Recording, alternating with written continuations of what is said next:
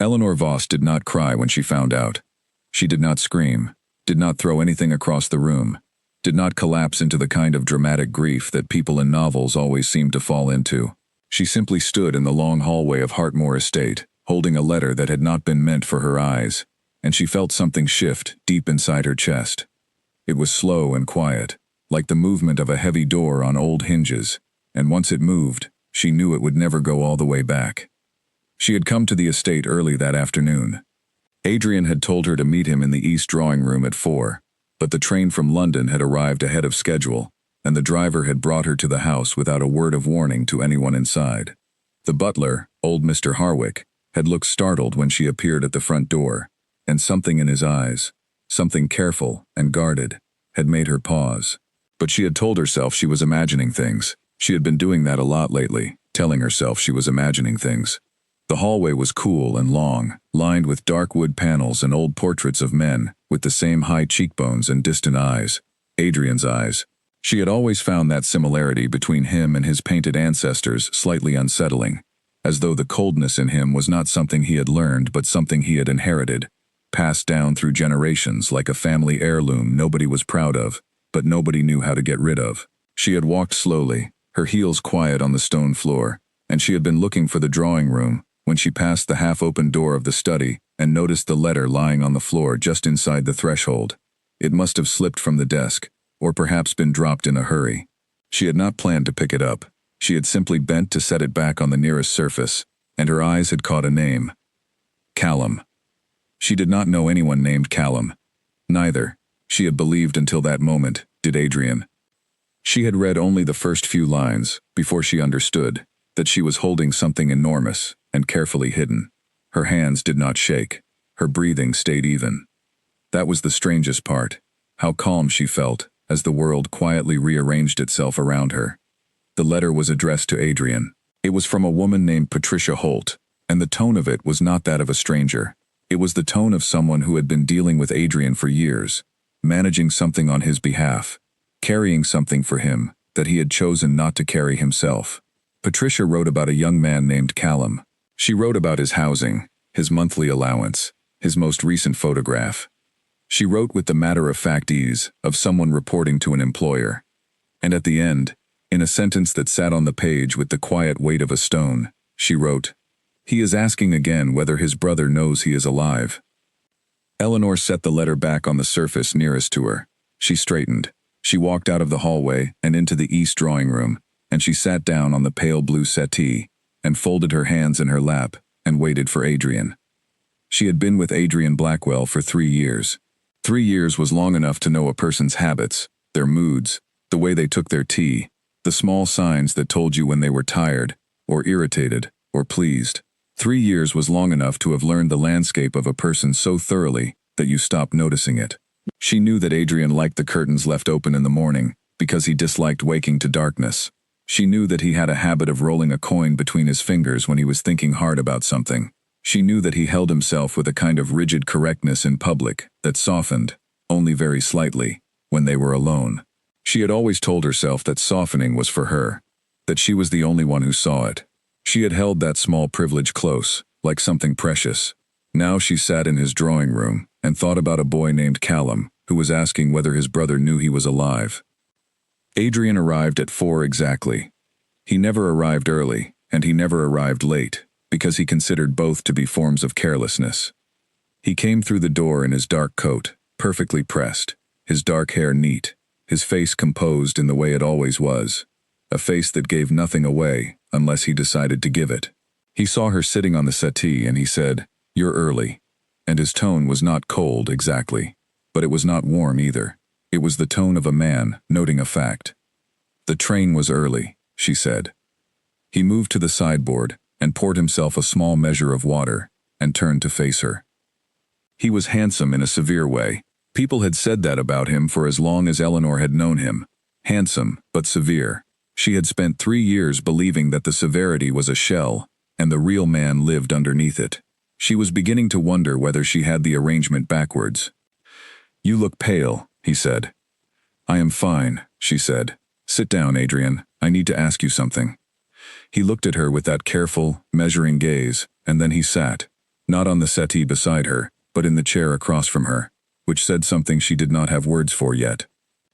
"Do you have a brother?" she asked. The change in his face was so small that she almost missed it, a fraction of a tightening, a stillness that replaced the ordinary stillness. He was quiet for exactly 4 seconds. She counted them. And then he said, "What has made you ask that?" "I found a letter," she said, "on the floor in your study. The door was open. I was not snooping. I want you to understand that." He was quiet again. He set his glass down.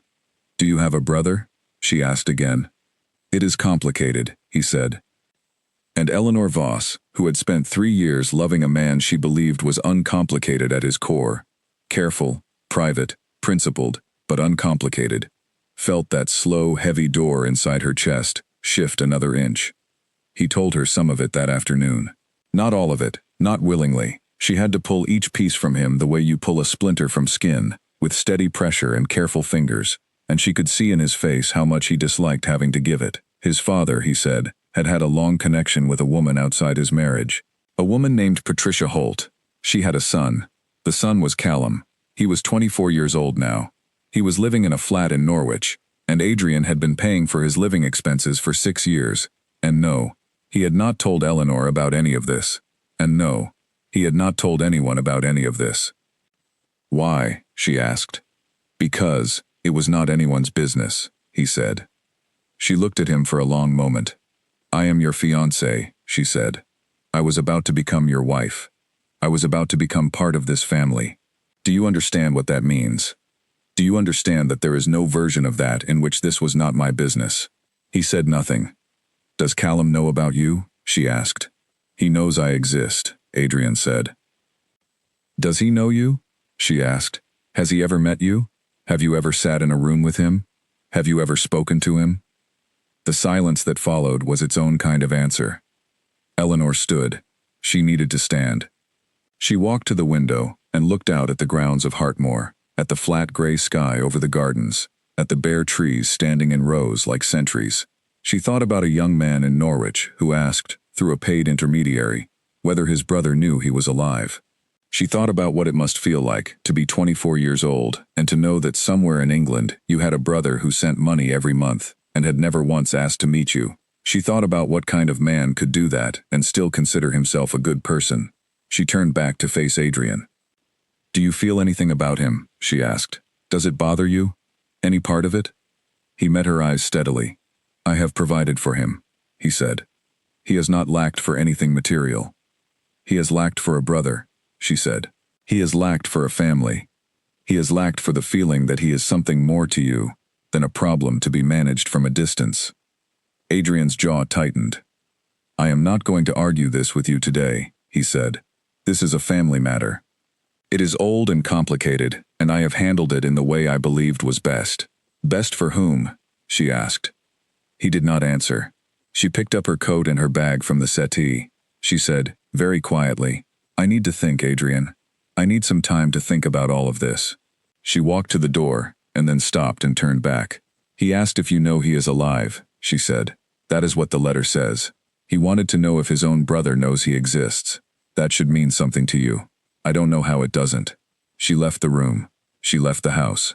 She sat in the back of the car on the way to the station, and she looked out the window at the English countryside, rolling past in the gray October light, and she thought that there had been a version of herself who had boarded that train this morning, believing she was going to have tea with the man she was going to marry. That woman felt very far away now. She was not sure she could find her way back to her. The train journey home took 40 minutes. She sat by the window and watched the fields and the small stations passing, and she tried to sort through what she felt. It was not simple. It was not one clean emotion that could be named and addressed. It was several things layered on top of each other. There was the shock of the discovery itself, the letter, the name, the sentence about a young man wanting to know if his brother knew he was alive. There was something that might become anger, though it was not hot enough yet to be called anger. It was more like the slow approach of a storm. There was also, underneath all of it, a kind of deep sadness, not for herself, not yet, but for Callum, this person she had never met, who had grown up on the edges of a family that was also his, and had been given money in place of belonging. She had known, when she agreed to marry Adrian, that he was not a simple man. She had known he was private and guarded, and that some parts of him were not easily reached.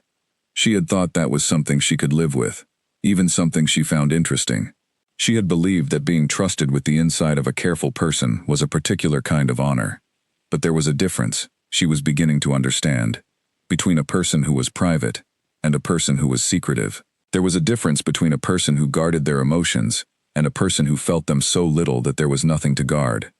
She was not sure yet which one Adrian was. She was beginning to be afraid of the answer. Her flat in London was on the 4th floor of a narrow building near Marylebone. She had lived there for 5 years, longer than she had known Adrian, and it was full of her things, in the particular way that a home becomes after enough time. Slightly disorganized, very personal, warm in a way that was nothing to do with the heating. She made herself tea and sat at the kitchen table and opened her notebook and tried to write down what she knew. She had always done this in difficult moments, turned to lists and notes as a way of organizing the inside of her head.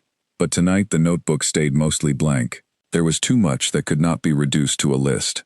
She thought about the first time she had met Adrian, at a dinner party hosted by a mutual friend, and how he had been the quietest person in the room, by a considerable margin.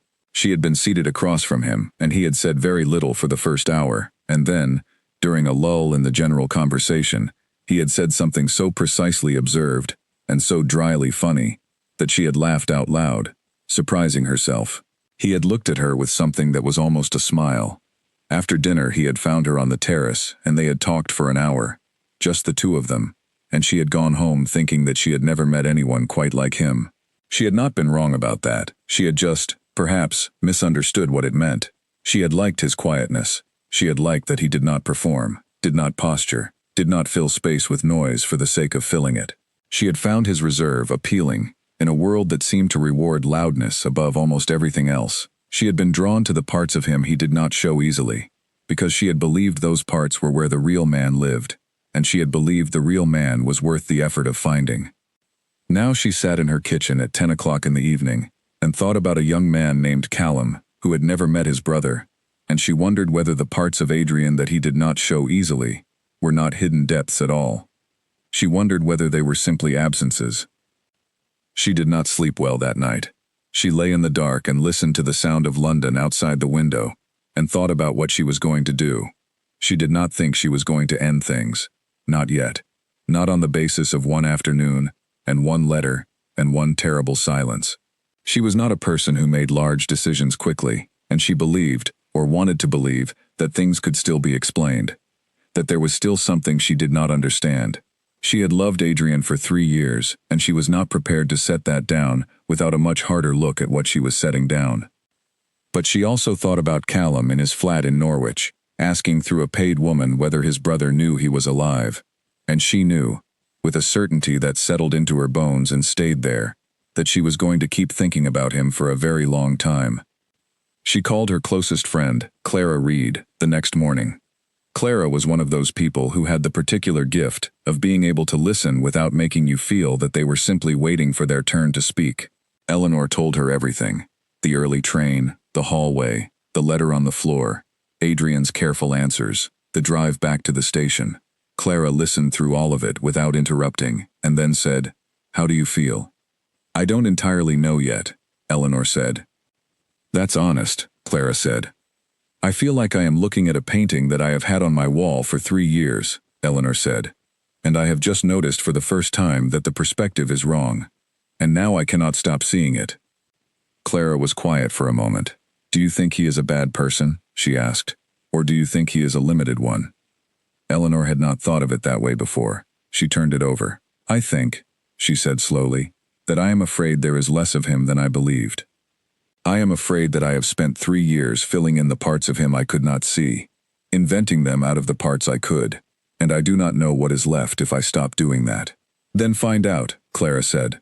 "Before you decide anything, find out." It was good advice. Eleanor intended to take it. She called Adrian that afternoon and told him she wanted to talk again, properly, without the shock of the discovery still so fresh. He agreed without hesitation, which was something. They arranged to meet the following Friday at the restaurant in Mayfair, where they had eaten on their first proper date. She thought it was important to be somewhere neutral, somewhere that was neither his territory nor hers. She spent the week between in a state of careful, deliberate observation. She noticed things she had not noticed before, or had noticed and not thought about. She found an old message on her phone in which she had asked Adrian about his childhood, and he had answered with 3 sentences and changed the subject. She found another in which she had asked about his parents, and he had described his father in terms so brief and so bleached of feeling that it told her almost nothing. She thought about all the times she had asked him something personal, and he had given her the shape of an answer without the substance. She had accepted those shapes. She had been grateful for them, even. She had thought they were progress. She also thought, more than she expected, about Callum. She found herself wondering what he looked like, what his life was like, whether he had people around him or whether he was alone. She found herself feeling a strange and almost protective warmth towards someone she had never met, someone whose existence she had not known about 6 days ago. She thought that said something about the kind of person Callum probably was, or the kind of story he had, that it was possible to feel that way about him from a distance, from a few lines in a letter, from the single fact of his asking whether his brother knew he was alive. Friday came. She dressed carefully, not to impress Adrian, but because she found that the act of dressing carefully made her feel more anchored, more herself. She walked into the restaurant on time, and Adrian was already there, which surprised her. He had always been exactly on time, never early. She noticed it and filed it away. He stood when she came in. He looked the same as he always did, composed, precise, impossibly self-contained. But there was something around his eyes that she had not seen there before, or had not noticed. A tightness that was not his usual tightness. Something that might, in another person, have been distress. They ordered. The waiter left. They looked at each other. "I want you to tell me everything," Eleanor said. "Not the version of it you think I can handle. Everything." He looked at her for a long moment, and then he began to talk. He talked for a long time. He told her things he had clearly not told anyone. He told her about finding out about Callum when he was 19, how his father had told him about Patricia and the boy, as though presenting a business problem, as though the fact of a child born from that connection was something to be solved rather than something that had changed the shape of their family forever. He told her about how his father had instructed him that the matter was to be kept quiet, that the allowance would continue, and the association would not be acknowledged, and that this was the only arrangement a Blackwell could accept without bringing difficulty on the family name. He told her that he had been 19 years old, and that his father had been a formidable and frightening man, and that he had not had the tools then to do anything other than what he was told. He told her that the years had passed. He told her that he had taken over the arrangement when his father died. He told her that he had doubled the allowance. He told her that he had told himself this was enough. He told her that he had never allowed himself to think too carefully about whether it was. Eleanor listened to all of this. She asked her questions, and he answered them. It was the most honest conversation she had ever had with him, and she recognized that even in the middle of it. She thought that it was probably the most honest conversation he had had with anyone in years, possibly ever. She could see what it cost him, the telling of it.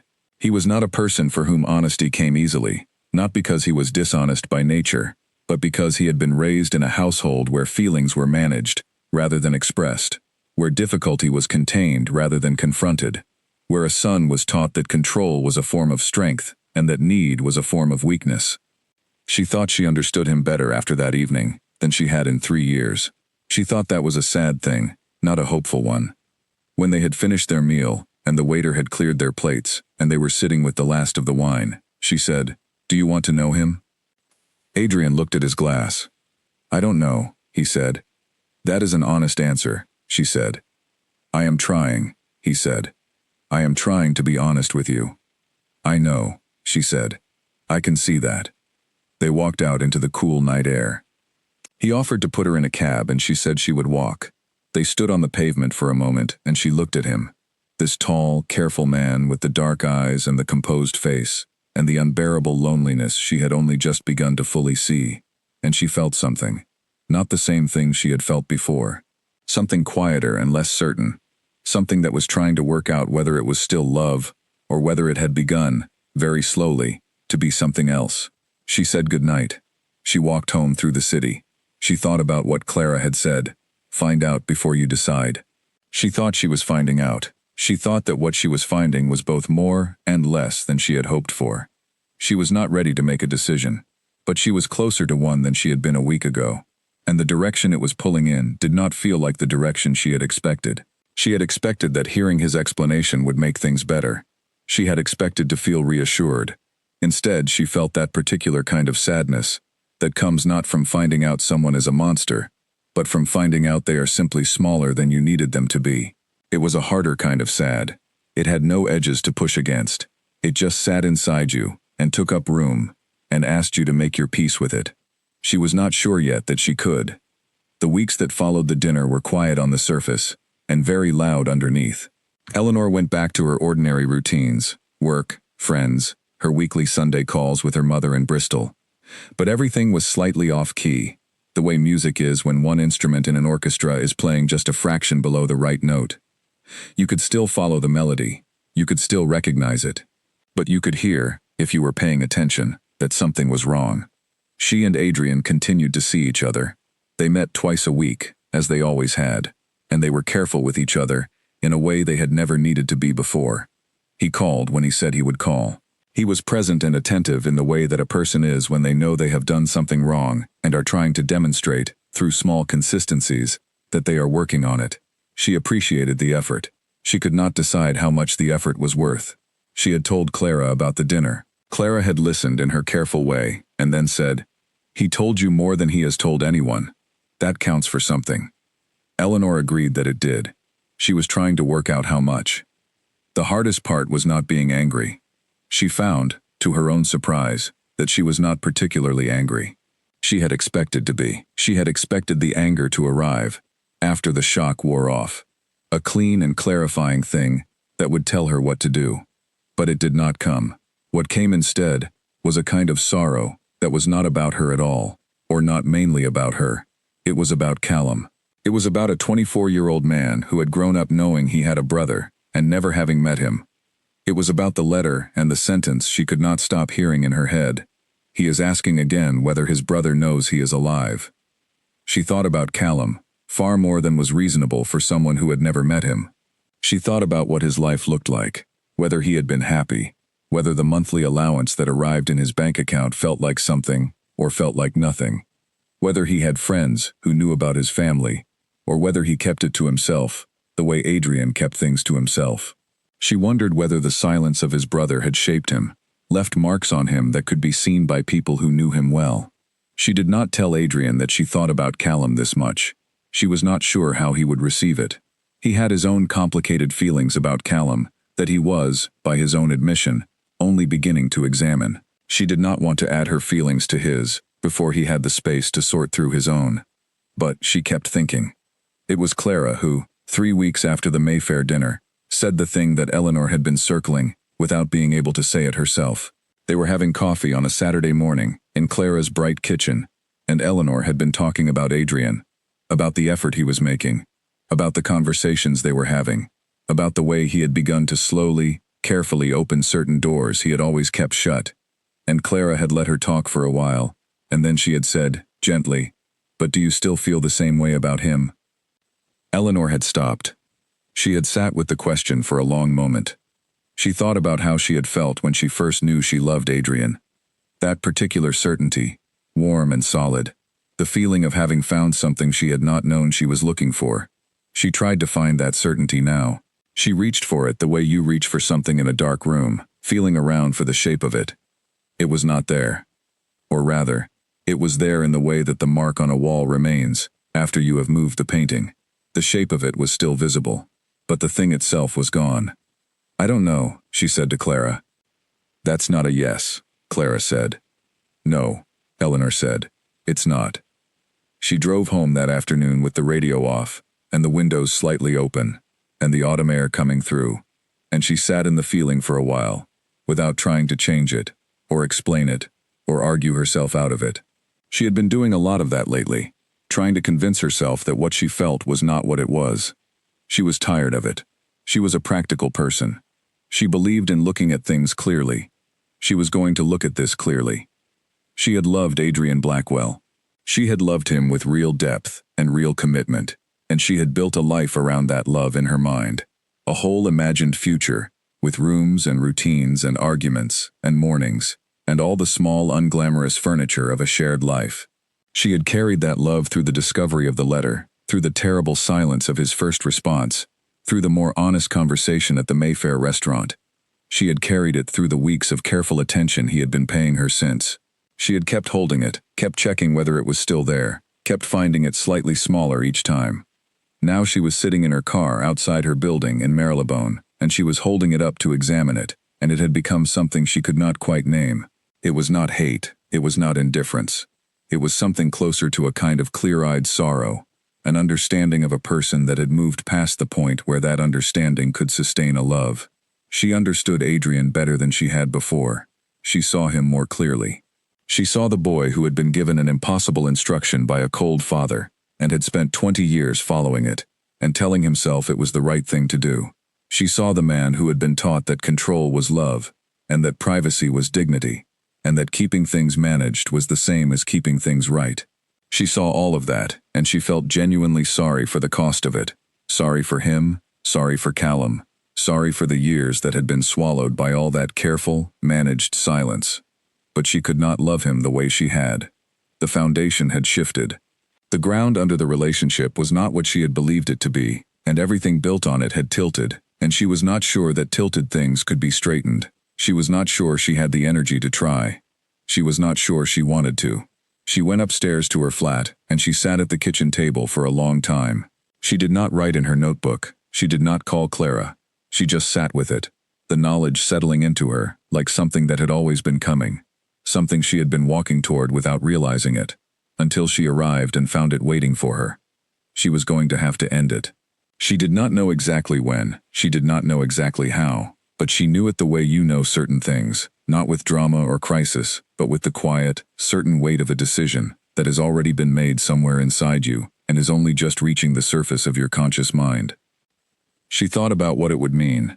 She thought about telling people, about the questions she would be asked, about the carefully diplomatic language she would have to find to explain that she was ending an engagement without being able to say the full truth of it. She thought about Adrian's face when she told him. She did not expect him to cry. She was not sure he would, but she thought she would see something in his eyes, something that the composed face could not quite contain. She thought that would be the hardest part. She thought about what she would feel afterward. Relief, probably. She thought relief would come first, and that it would be followed by a grief she was already partly through. She made herself dinner. She ate it at the kitchen table and listened to the radio and thought about ordinary things. A report she needed to finish at work, a trip to Bristol she had been putting off, whether the plant on her windowsill needed water. She was good at this, at moving between the large and the small, at not letting the weight of a big feeling crush the ordinary things that a day was made of. She had always been good at this. It was a kind of practical grace she had inherited from her mother, who believed strongly that the ability to keep doing small things well in difficult times was one of the most important skills a person could have. She watered the plant. She finished the radio program. She washed her bowl and set it on the rack to dry. She thought about the next morning, and the morning after that, and the life that was still to be lived through whatever she decided. She thought about it with something approaching steadiness. She had been afraid, for a few weeks, that the discovery, and everything following it, would break something in her permanently, would leave her smaller, or less capable of trust, or less able to look clearly at a person and believe what she saw. She did not think that was going to happen. She thought she was going to come through this intact, changed, certainly, and sadder about certain things than she had been, but intact. That felt important to hold on to. She went to bed at a reasonable hour. She read for a while, a novel that she had been enjoying and continued to enjoy, and then she turned the light off. She lay in the dark and listened to London outside the window, and she thought, just briefly, about Callum in Norwich, going about his evening in his flat, not knowing that somewhere in the city, a woman he had never met was lying awake thinking about him, and hoping, in the most general and genuine way, that he was all right. She thought he probably was. She thought that people who ask the kind of question he had asked, who need to know if their brother knows they are alive, were people who had not given up. People who had not given up tended to be all right. She found that thought comforting. She held it for a while in the dark, and then she let it go, and then she slept. The next day she went to work. She sat at her desk in the architecture firm where she had been a project manager for 4 years, and she answered her emails and attended her meetings and made decisions about floor plans and materials and scheduling with the same focused competence she always brought to her work. Her colleagues could not tell that anything was different. She was good at that. She had always kept her professional life and her personal life in separate rooms inside herself, and she kept them there now. But in the taxi home that evening, she allowed herself to think about it again. She thought about timing. She thought about how to do it with honesty and with kindness and without causing more damage than was necessary. She thought about the right place and the right time. She thought that it needed to be soon. She did not want to let it drag. She had seen what dragged-out endings did to people, and she did not want that for either of them. She wanted a clean, honest conversation, and then the space on the other side of it to begin whatever came next. She looked out the window of the taxi at the city going past in the evening light, and she thought that the city looked the same as it always did. That was the thing about large events inside a personal life. The world went on entirely indifferently, wearing the same faces it always wore, completely unmoved by the fact that you were in the middle of something significant. She had always found that mildly comforting. The indifference of the world to private suffering was also an indifference to private sorrow. It did not distinguish. It just went on. She went home. She fed the plant again. It was a thirsty plant. She opened the window and let the evening air in. She thought, with a clarity that she had not felt in weeks, that she was going to be all right. That she knew what she needed to do, and she had the strength to do it. That the version of herself who had been frightened by this, the version who had been trying to hold everything together out of habit and hope, was giving way to a simpler version, who was ready to be honest and to deal with whatever the honesty brought. She picked up her phone and sent Adrian a message asking if they could meet on Saturday. He replied within minutes. Yes, he said. Of course. He would book the usual place. She set the phone down. Outside the window, London went about its evening, busy and indifferent, and entirely itself. She thought that she would be all right. She thought that Callum would be all right. She was not sure yet what Adrian would be, but she thought that was a decision he was going to have to make for himself, and the only way he could make it honestly was if she got out of the way of it. She closed the window. She made tea. She sat in the warmth of her own kitchen, in her own flat, and she felt, underneath everything, the first small and tentative stirrings of something that might, in time, become peace. The city moved beyond her window. The night settled. Somewhere a taxi honked, and a dog barked twice, and the ordinary world proceeded without any knowledge of, or interest in, the fact that inside one narrow building in Marylebone, a woman had made a decision that was going to change 2 lives. Maybe 3. She thought about Callum again, briefly, before she turned the kitchen light off. She thought about the letter and the question inside it. She thought that whatever happened next, that question deserved a real answer. Not money, sent through a woman in an office, not an arrangement. A real answer from a real person who showed up.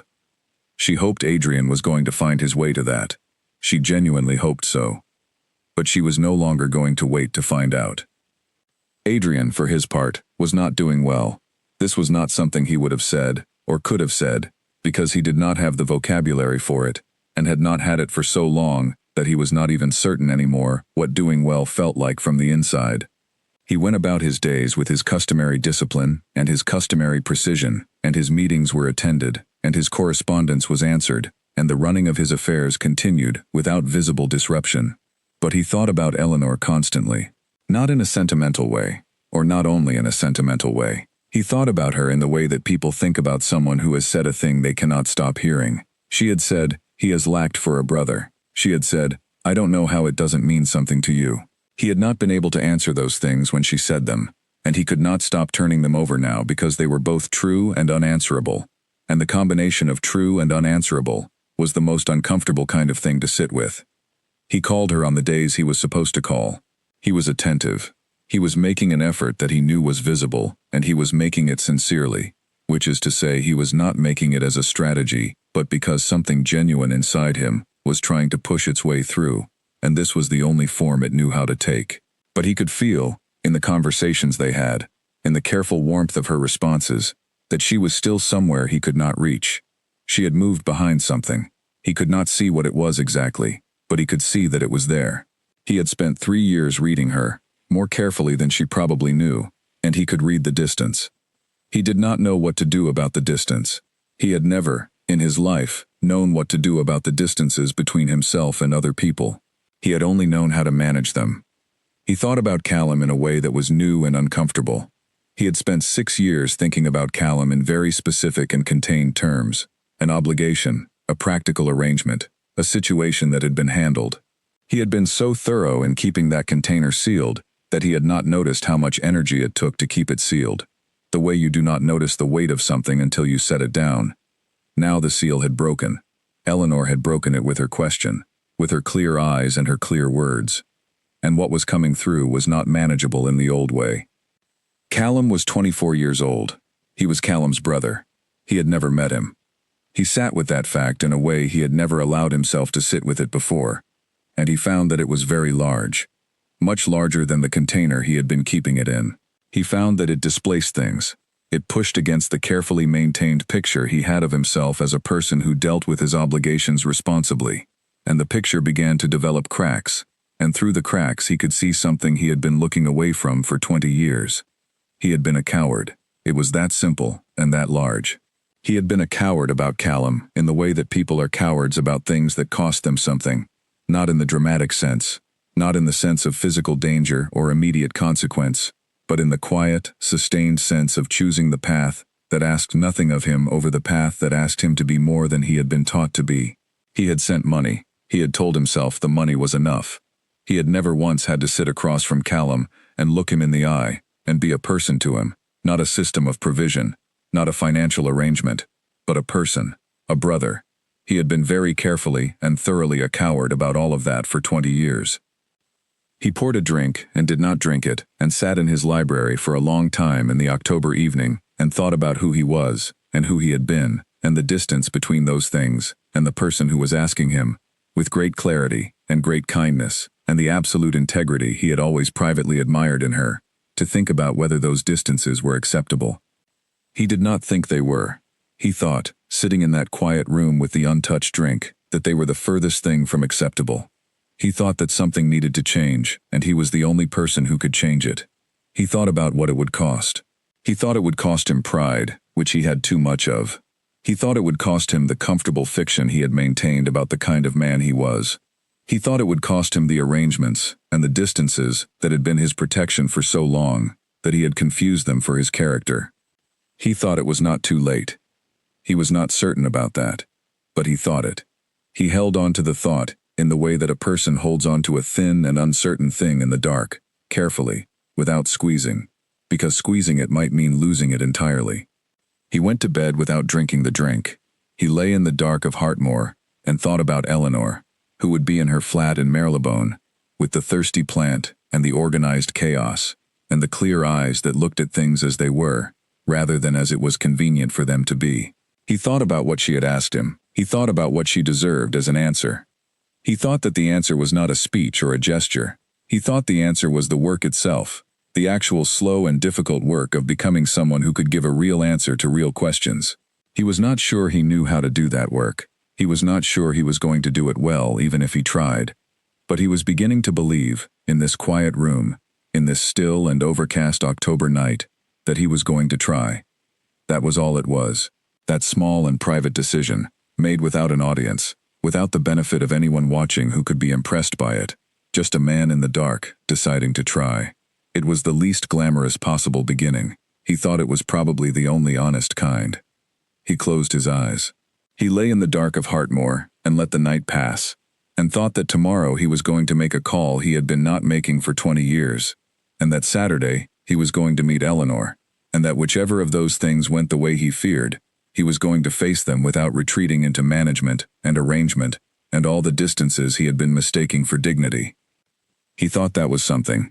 He was not sure it was enough, but it was something he had not had in the morning, and he would take it. The morning of the day that changed everything at Hartmoor did not announce itself in any particular way.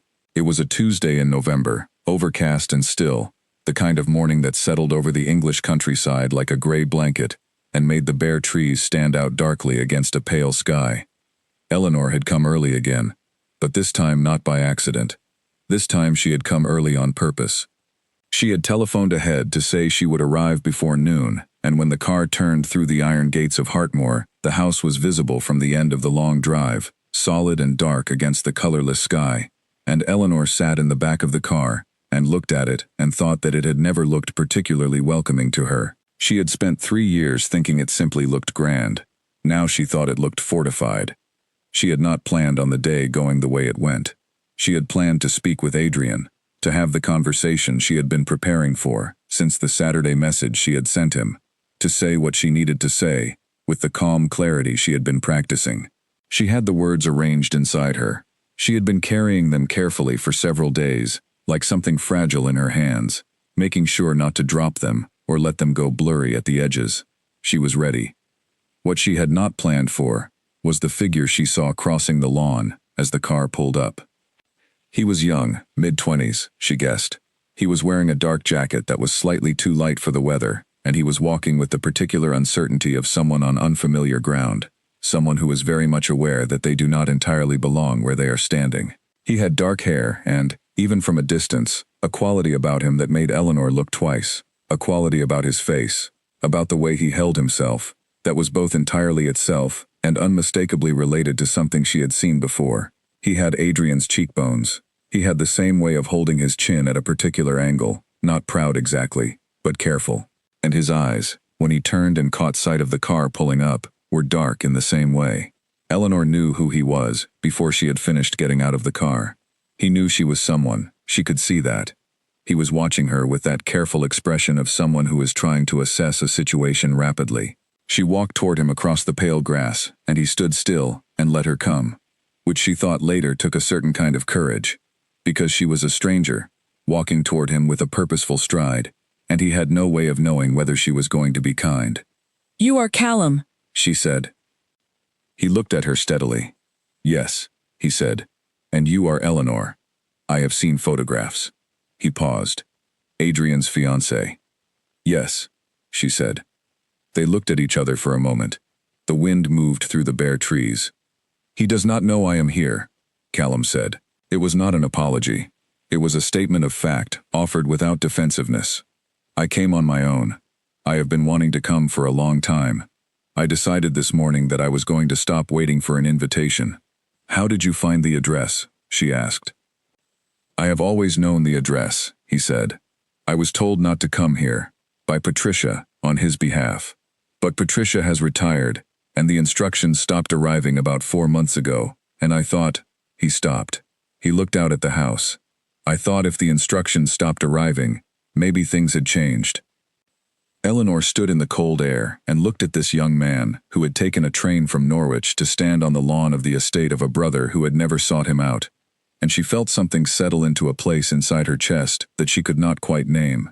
It was partly grief and partly admiration, and partly a fierce, protective feeling that was already making her want to plant herself between him and whatever coolness Adrian was going to bring to this encounter. "Come inside," she said. "It is cold." "I don't know if he will want me here," Callum said. "That is probably true," Eleanor said. "But you came a long way, and I want you here. That has to count for something." Something shifted in his face. Not relief exactly, but a small and careful relaxing of a thing that had been held tight. He nodded. They went inside together. Eleanor did not give Mr. Harwick time to inform Adrian before she found him herself. He was in the library on the first floor, standing at the window with a sheaf of papers in his hand, and he turned when she came through the door, and his expression was the standard composed greeting, and then his eyes moved past her to the doorway where Callum was standing, and everything in his face went very still. The stillness was not angry, it was not hostile.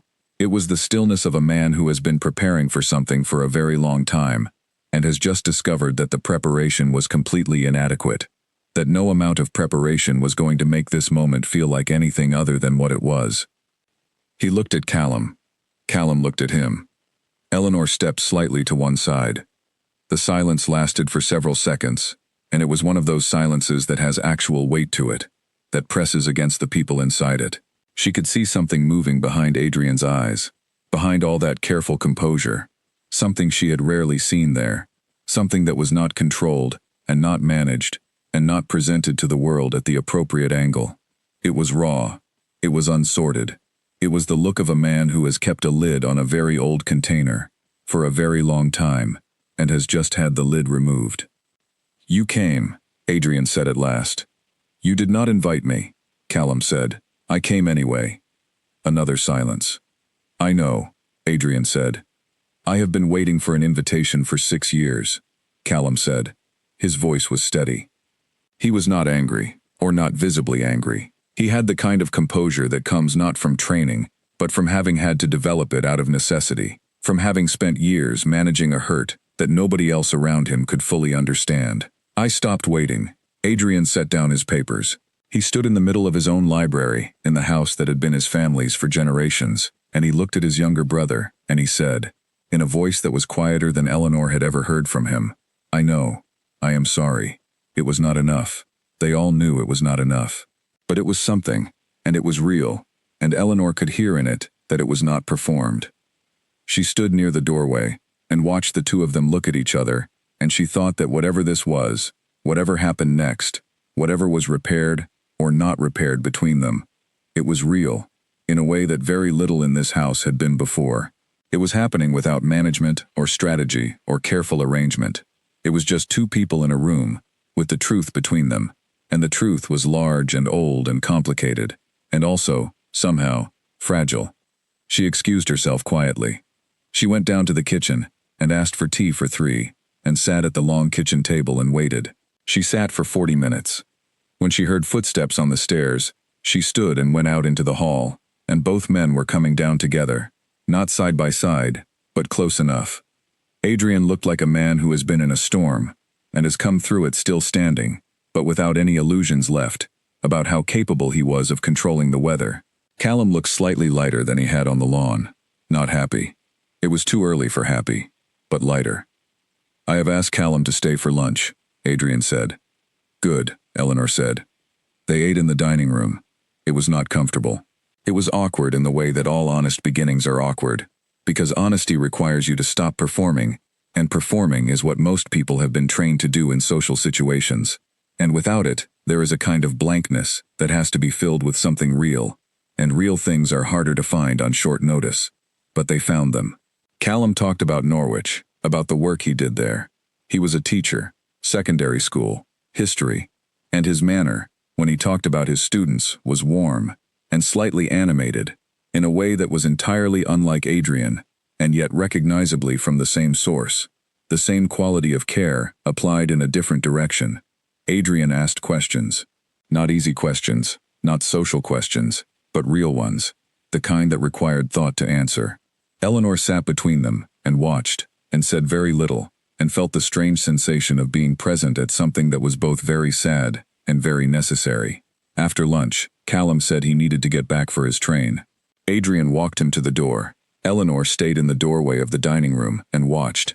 She saw Adrian put out his hand, and Callum shake it, and then, after a pause, a brief and slightly awkward but entirely genuine moment, Adrian put his other hand on Callum's shoulder, just for a second, before letting go. Callum nodded. He left. Adrian came back inside, and stood in the hallway, and looked at the floor for a moment, before looking up at Eleanor. "You arranged this," he said. "No," she said. "He came on his own. I only let him in." He looked at her for a long time. "Thank you," he said. "It was the right thing," she said. She said it without warmth, not unkindly, but without warmth. And she saw that he noticed. She saw him read it correctly, without flinching. He did not fill the silence with justification or with reassurance. He simply nodded, once, and she thought that perhaps this ability to take in a hard thing without defending against it, was new. She thought Callum's arrival might have done something to the armor.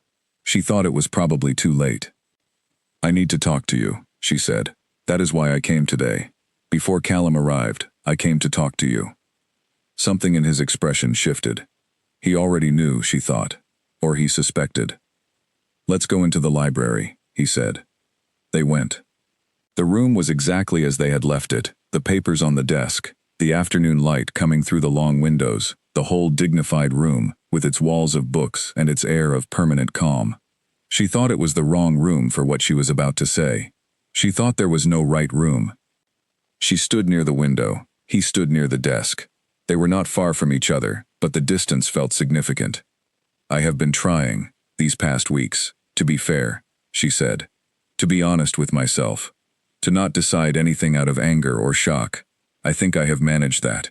I don't think what I am about to say comes from either of those things." He was very still. "I don't think I can marry you," she said. "I have thought about it carefully, and I have tried to find a way to think about it differently, and I have not been able to. Something has changed. I wish I could tell you that I understand exactly what it is, but the most honest version is simply that I look at what we are, and what it is built on, and I cannot find the solidity I need. I am not sure the solidity was ever there. I think I may have been supplying some of it myself, without realizing." She paused. "I am not saying you are a bad person," she said. "I want to be clear about that. I think you are a person who was given very poor tools for living, and who has done the best you knew how to do with them. But I cannot be someone who adjusts herself to accommodate a life built around what is managed and what is hidden. I need more honesty than that. I need, not just the honesty you are capable of in your best moments, but the honesty you live in as a default, and I do not think that is where you are yet. I am not sure it ever will be." He said nothing. He was looking at a point just past her, at the window, at the gray sky beyond. His hands were at his sides, and his face was composed with the same composure he always wore, and yet she could see, very clearly, that he was not composed inside it. He was holding himself together with something enormous, and she could see the cost of it. "Eleanor," he said. "I am not angry," she said. "I want you to know that. I am sad. I am sad about all of it. I am sad about Callum, and I am sad about you, and I am sad about the years your father's instruction cost everyone involved. I am sad about us. But sad is not the same as wrong. I am sure about this." He looked at her then, really looked at her.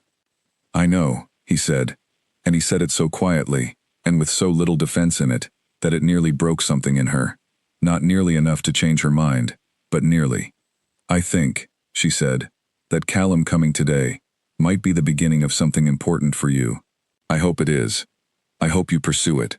I think you should. I think he is, from everything I could see in 40 minutes, a remarkable person, and I think you have missed a great deal by not knowing him, and I think you still have time to change that." He nodded. He could not speak, she thought. She picked up her coat and her bag from the chair, where she had set them when she came in. She crossed the room to the door, and stopped and turned back.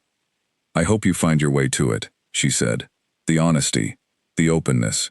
I hope you find your way there." She paused. "And I hope it is not because you lost something. I hope it is because you chose it." She left the room. She left the house. She walked down the drive to the waiting car, and she got in, and closed the door, and the car moved away down the long drive toward the gates. She looked straight ahead. She did not look back at the house. She thought that she had done it. She thought that she had done it as well as it could be done. She thought that she had been honest, and she had been kind, and she had not flinched from the difficulty of it. She felt the relief she had predicted, coming in with the first breath after the car turned through the gates and onto the road. And behind the relief, already, the grief. Both of those things were exactly as she had expected. She let them be there. She looked out the window at the November countryside, and she breathed steadily, and she let the distance between her and Hartmore grow. And she thought that somewhere in Norwich, a young man would be getting back on a train this evening, having met his brother for the first time. And she hoped the train was warm, and she hoped he had a good journey, and she hoped that what had happened today was the beginning of something real for him, something solid, something that would last. She thought it might be. She hoped so. She watched the fields go past in the gray November light, and she kept breathing, and she let the distance grow. Callum, on that same train back to Norwich, was doing his own kind of thinking. He had been sitting in his usual seat by the window. He always chose the window on the left-hand side going north, a habit he had developed years ago for reasons he could no longer remember. And he was watching the English countryside go past in the November dark, and he was trying to sort through the layers of what he felt. It was considerable. It was considerably more than he had anticipated when he woke up that morning with the simple and ferocious decision to stop waiting. He had not cried. He had not wanted to cry, or had wanted to, and had made the practical choice not to, in a dining room with people watching. He thought he might, later, in the flat in Norwich with the door closed. He thought that would be all right. He had done a great deal of crying alone in that flat over the years, and had come to regard it as a reasonable form of maintenance, the way some people regarded running or meditation or long solitary walks. It did not embarrass him. It was simply what he did when things were too large for the ordinary containers. Tonight there was going to be a great deal too large for ordinary containers. He had spent 6 years building a picture of Adrian in his mind, and the picture had changed shape several times over those 6 years, depending on how he felt about the whole situation on any given day. There had been periods when the picture was black, when Adrian was simply a man who had made a cold and deliberate choice, and was comfortable with the cost of that choice, as long as the cost was paid by someone else. There had been other periods when the picture was more complicated, when Callum had made himself consider the circumstances, the father, the instruction, the age Adrian had been, and had tried to hold a kind of suspended judgment, not forgiving because forgiveness required something to forgive too, but not condemning either, just waiting to find out what the real shape of it was. Today he had found out something of the real shape. The man in the library had not been the cold and deliberate choice-maker of the darkest version of the picture. He had been something more painful and more interesting than that. He had been someone carrying something very heavy, in a way that had become so habitual, he had stopped noticing the weight, and when Callum had appeared in the doorway, this person who was the living evidence of the weight, something in the carrying had cracked open, and what had come through the crack was not cold at all. It was the face of a man who had been doing something wrong for a very long time, and who had just, in this moment, run out of the capacity to pretend otherwise. Callum had not expected that. He had expected to feel either vindicated by coldness or surprised by warmth, and he had found himself face to face with something neither of those words could adequately describe. He had found himself face to face with someone who was genuinely sorry, in a way that had nothing performed about it. Someone who could not quite speak. Someone who was managing, just barely, to stay in the room. He had thought, I could leave now. I could take this moment, and the apology that is in it, and I could leave, and I would have what I came for. He had stayed for lunch instead. He thought about Eleanor.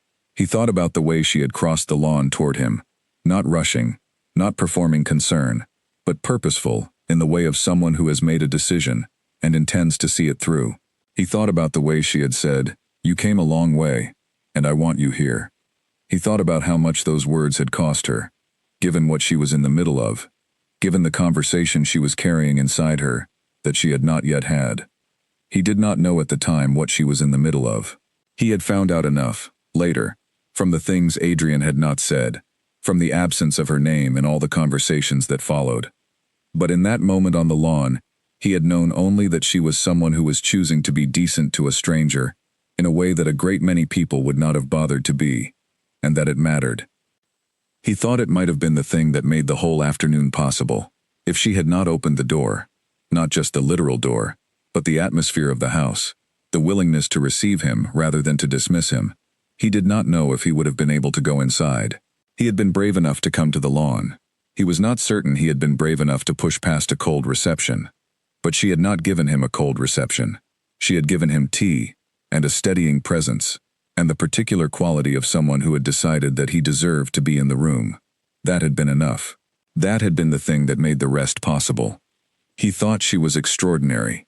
He thought Adrian had been extraordinarily lucky to have her, and had handled that luck with the kind of carelessness that people who have never had to go without things apply to the things they have.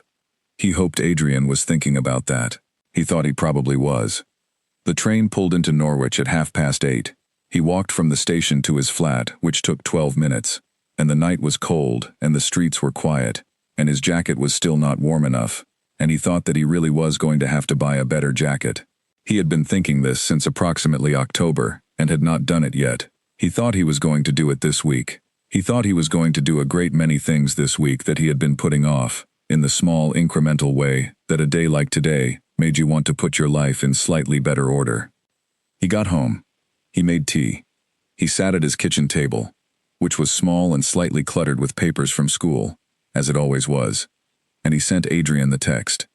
He had been composing it on the train, and it had become, by the time he arrived home, very simple. He said, "I am glad I came," he said. "I hope we can try." He sent it and put the phone face down on the table and drank his tea and thought about things. The reply came while he was still sitting there. He read it. He read it again. He set the phone down and looked at the ceiling of his small kitchen, and he thought, "All right then." He thought, something is beginning. He thought that beginning things was always the hardest part, and was always also the most worthwhile part, and that the only way through the beginning was to be honest and patient, and to not expect it to feel like the middle when it was still the start. He thought he could manage that. He was a patient person. He had had to learn patience the way most people learn it, by being required to have it in situations where impatience would have made things worse. He had been in those situations for 6 years. He thought they had been good, in retrospect, for building the thing they had built, even though they had been hard in the living of them. He went to bed. He lay in the dark of his flat and listened to the sounds of Norwich outside the window. Different sounds from London, quieter and more intermittent, the city settling rather than roaring. And he thought about Adrian in the too large house, and Eleanor on the train, and himself here. And he thought that the three of them had each, in their own way, been changed by an afternoon that none of them had expected, and that the changes were still settling, still finding their shapes, still working out what they were going to be. He thought that was the nature of significant things. They did not announce themselves as significant while you were in the middle of them. They only revealed their weight afterward, in the settling. He felt, lying there in the dark, something he could not immediately name. He turned it over. He tried a few words against it. Relief, hope. Something more tentative than hope, but pointing in the same direction. The absence of the particular clenched feeling he had carried for 6 years. The feeling of a thing unresolved and unresolvable that you have learned to live with, the way you learn to live with a low-grade physical ache. Always there, always manageable, but never quite gone. That feeling was not there tonight. In its place was something lighter and less certain and considerably more interesting. He decided to call it a beginning. He thought that was accurate and that it was enough for tonight. He slept. Nobody at Hartmore spoke about what had happened in November. That was, perhaps, the most Adrian thing about it, the way the event simply closed over, the way the household went on as if nothing of significance had occurred, as if a woman who had been in that house for 3 years and had been its intended future mistress had not simply walked out of it and kept walking. The staff were careful and silent, the way staff in large houses learn to be careful and silent over decades of service, and Adrian himself returned to his routines with the same precision he had always brought to them, and the days continued to pass, and to anyone watching from the outside it would have appeared that nothing much had changed. But things had changed. They had changed in ways that were not visible in the first week, or even in the first 2 weeks. They became visible slowly, the way frost appears on a window, not arriving all at once but accumulating quietly overnight, until one morning you look and see that the glass is covered. The first thing that changed was the calls. Adrian had, his entire adult life, functioned on a schedule of such regularity that it was almost a philosophy. Meetings at particular times, dinners at particular tables, correspondence answered within a particular window. He had told Eleanor once, during one of the more honest conversations of their first year, that routine was the only form of control he trusted, that the rest of the world was too variable to be managed any other way. She had found that interesting at the time. Now, in the weeks after she left, his routine began to develop small irregularities. Meetings were postponed. Letters sat on his desk longer than they should have. His secretary, a composed and experienced woman named Mrs. Alderton, noted with private concern that he had twice stopped mid-sentence in conversation and appeared to have forgotten what he was saying. She said nothing to anyone. She was a professional. The second thing was Callum. Callum had come to Hartmore on that November Tuesday on a train from Norwich, with nothing but the address he had always known, and the decision he had finally made to stop waiting. He had met his brother for the first time, in a room full of books and awkward silence. He had shaken his hand. He had eaten lunch. He had taken the train back to Norwich that evening, and sat in the window seat for 2 hours, thinking about all of it.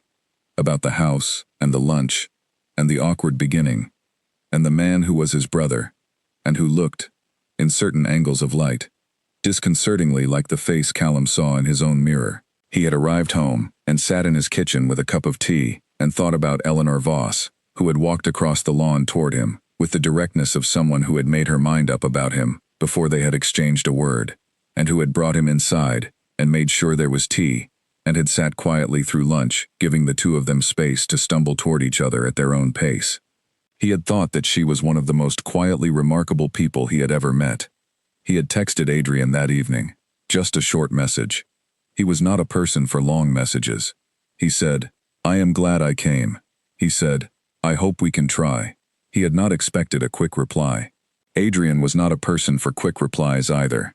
But the reply came within an hour, and it said, "I am glad you did." And then, after a pause, "I would like to try." Callum had sat for a long time with his phone in his hands after that.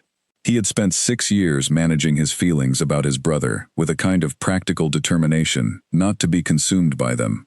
And now something had shifted, and he was not entirely sure where to put all the feeling that had been held in check for so long. He was a teacher. He believed in process. He believed that things took the time they took. He decided to let it take the time it took. They began to speak.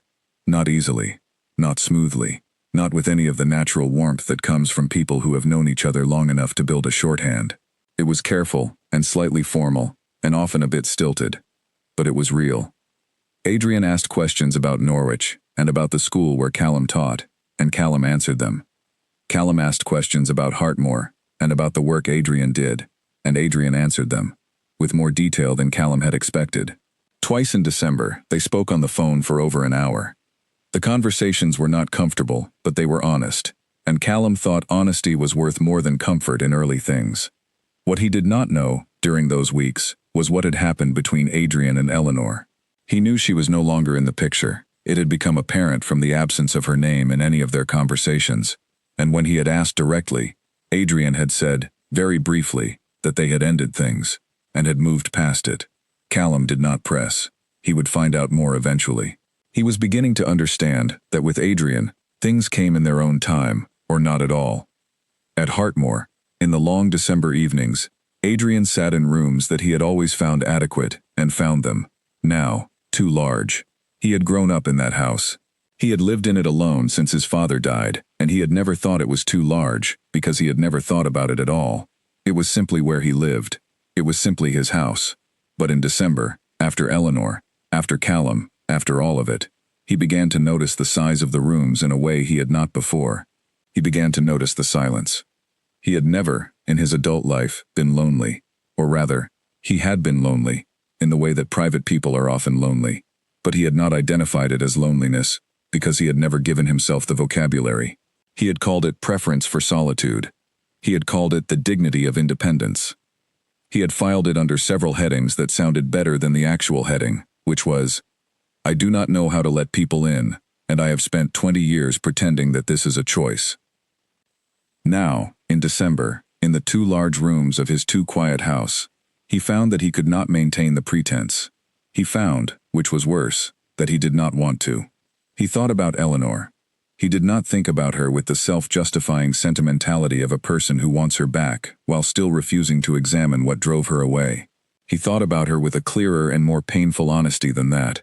He thought about the specific things she had said to him in the library on that last day, the things she had said about honesty as a default, about him not being there yet, about hoping he would find his way to it. He turned those sentences over and looked at them from different angles, and he could not find a single part of them that was not true. That was the hardest thing.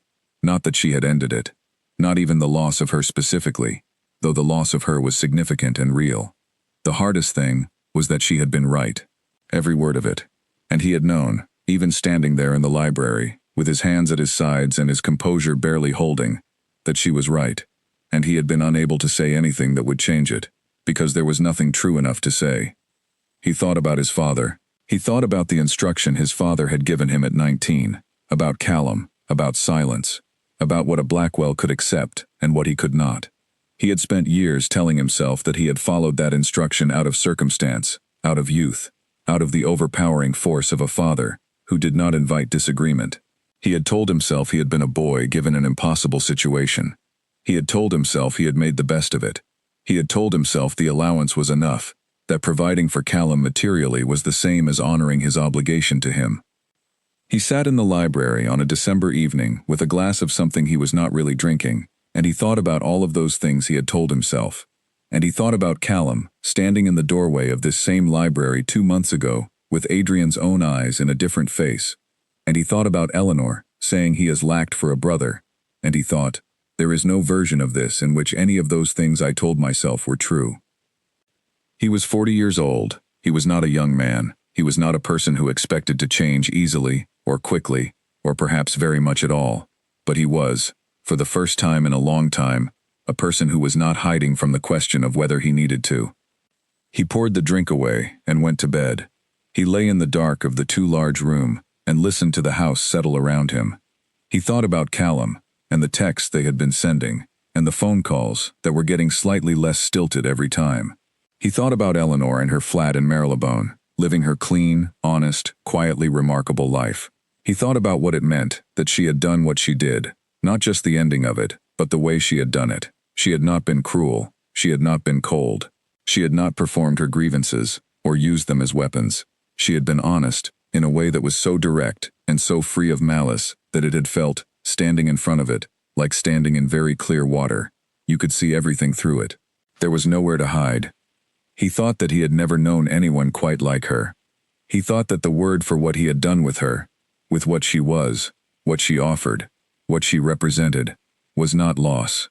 The word was waste. He had wasted it. He had been given something genuinely rare, and he had held it at arm's length, and he had hidden things from it, and he had been so occupied with managing his own carefully constructed version of himself that he had never quite shown up fully for the person who was prepared to take him seriously. He did not let himself think about getting her back. That was not the point. That was not what she had asked for. She had asked him, in the most generous and clear-eyed way, to become the kind of person she had wanted him to be. Not for her sake, but for his own. She had taken herself out of the equation entirely. She had not said, become this person and I will return. She had said, become this person because it is worth becoming. He was not sure he knew how. He was not sure it was possible.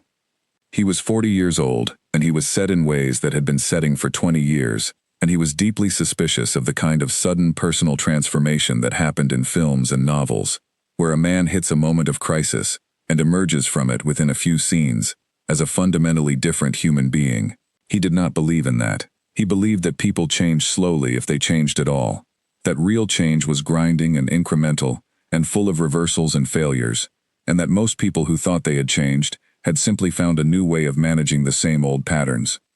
But he also thought, lying in the December dark, that the fact that he was thinking about this at all, that he was lying awake examining himself without the usual architecture of denial in place, might be the smallest possible beginning of something.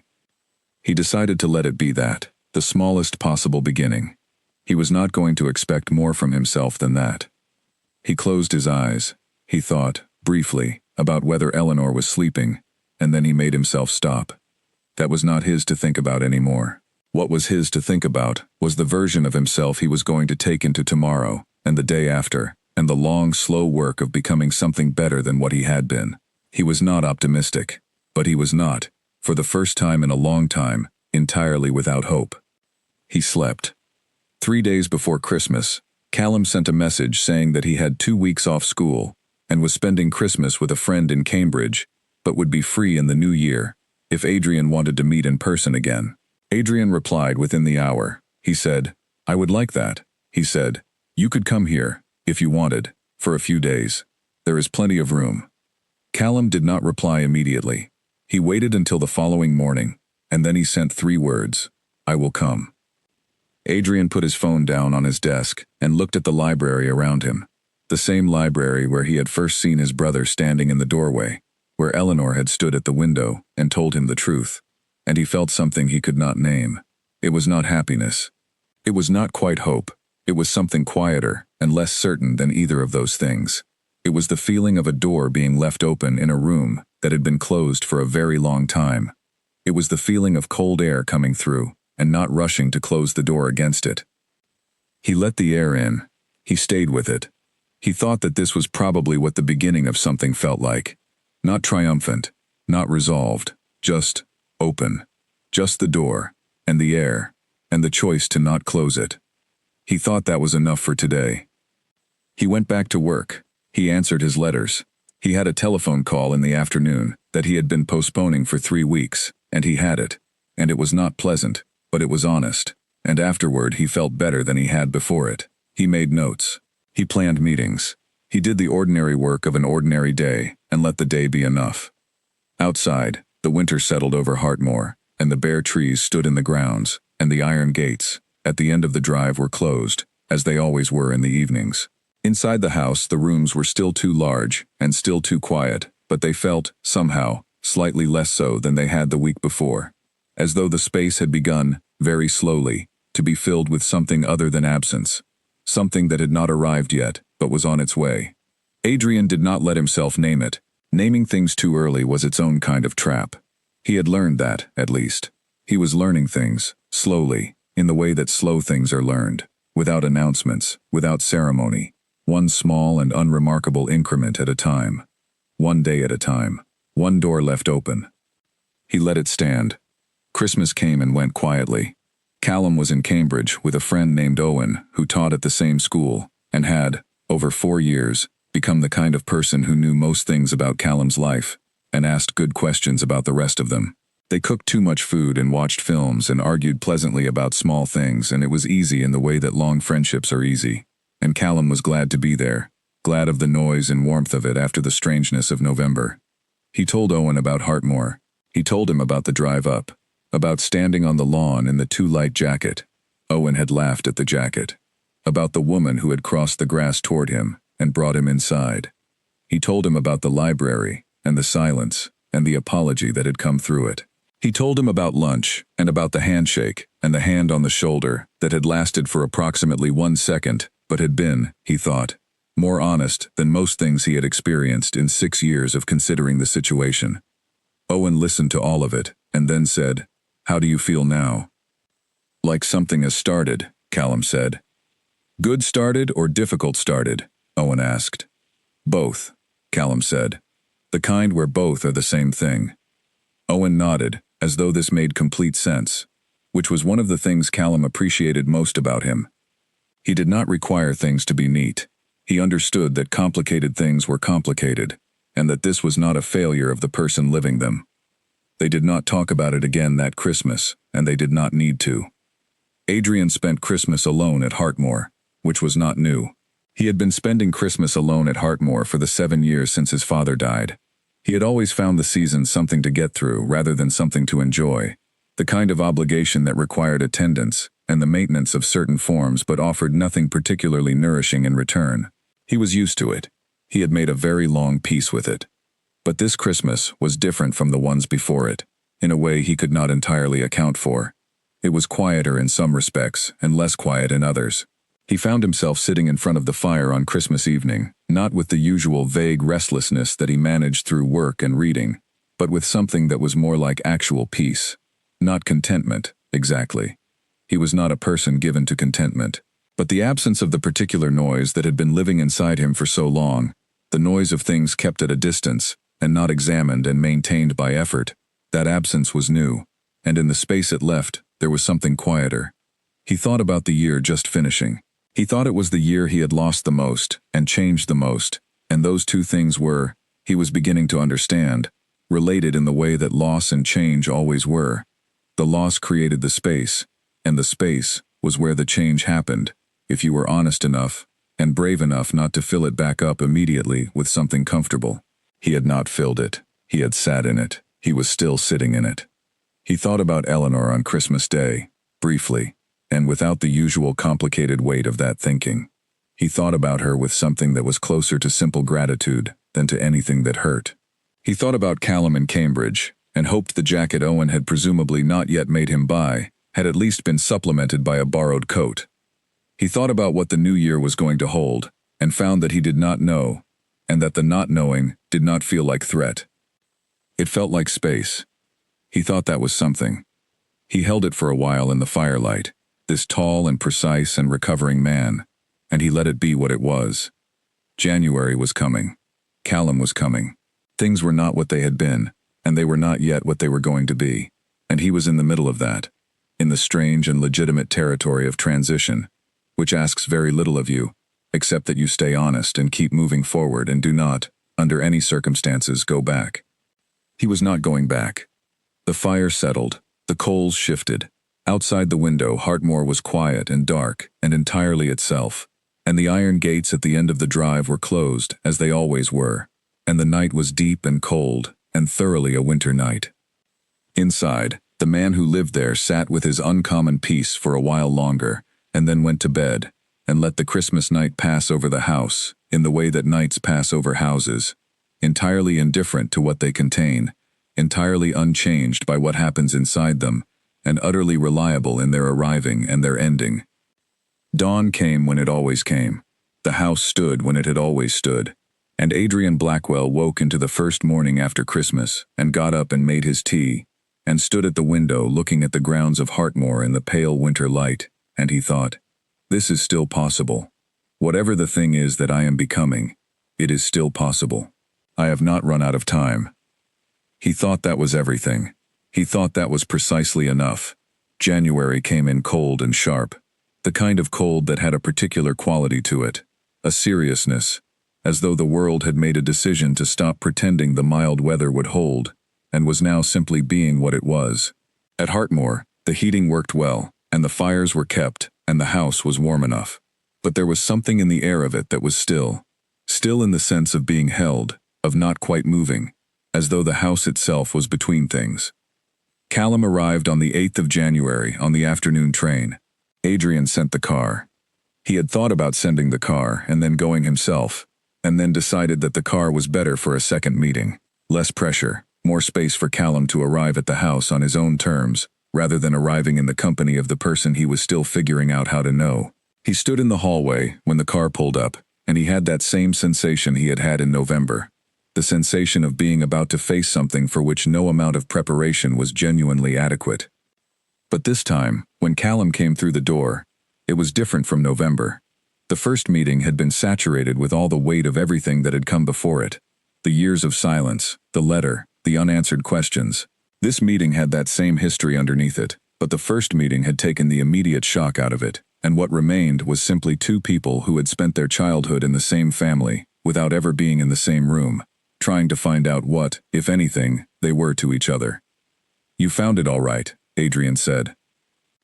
"I have always known the address," Callum said, which was what he had said on the lawn in November, and it had the quality of a fact he was going to keep offering, until Adrian really took it in. "Yes," Adrian said, "I know." Something shifted in Callum's expression. They went inside. Mrs. Alderton had prepared the East Wing guest room, which was the warmest of the guest rooms, and the furthest from the part of the house Adrian used most, and Callum said the room was fine, and set his bag down, and then they stood in the hallway and looked at each other. "Dinner in an hour?" Adrian said. "That sounds good," Callum said.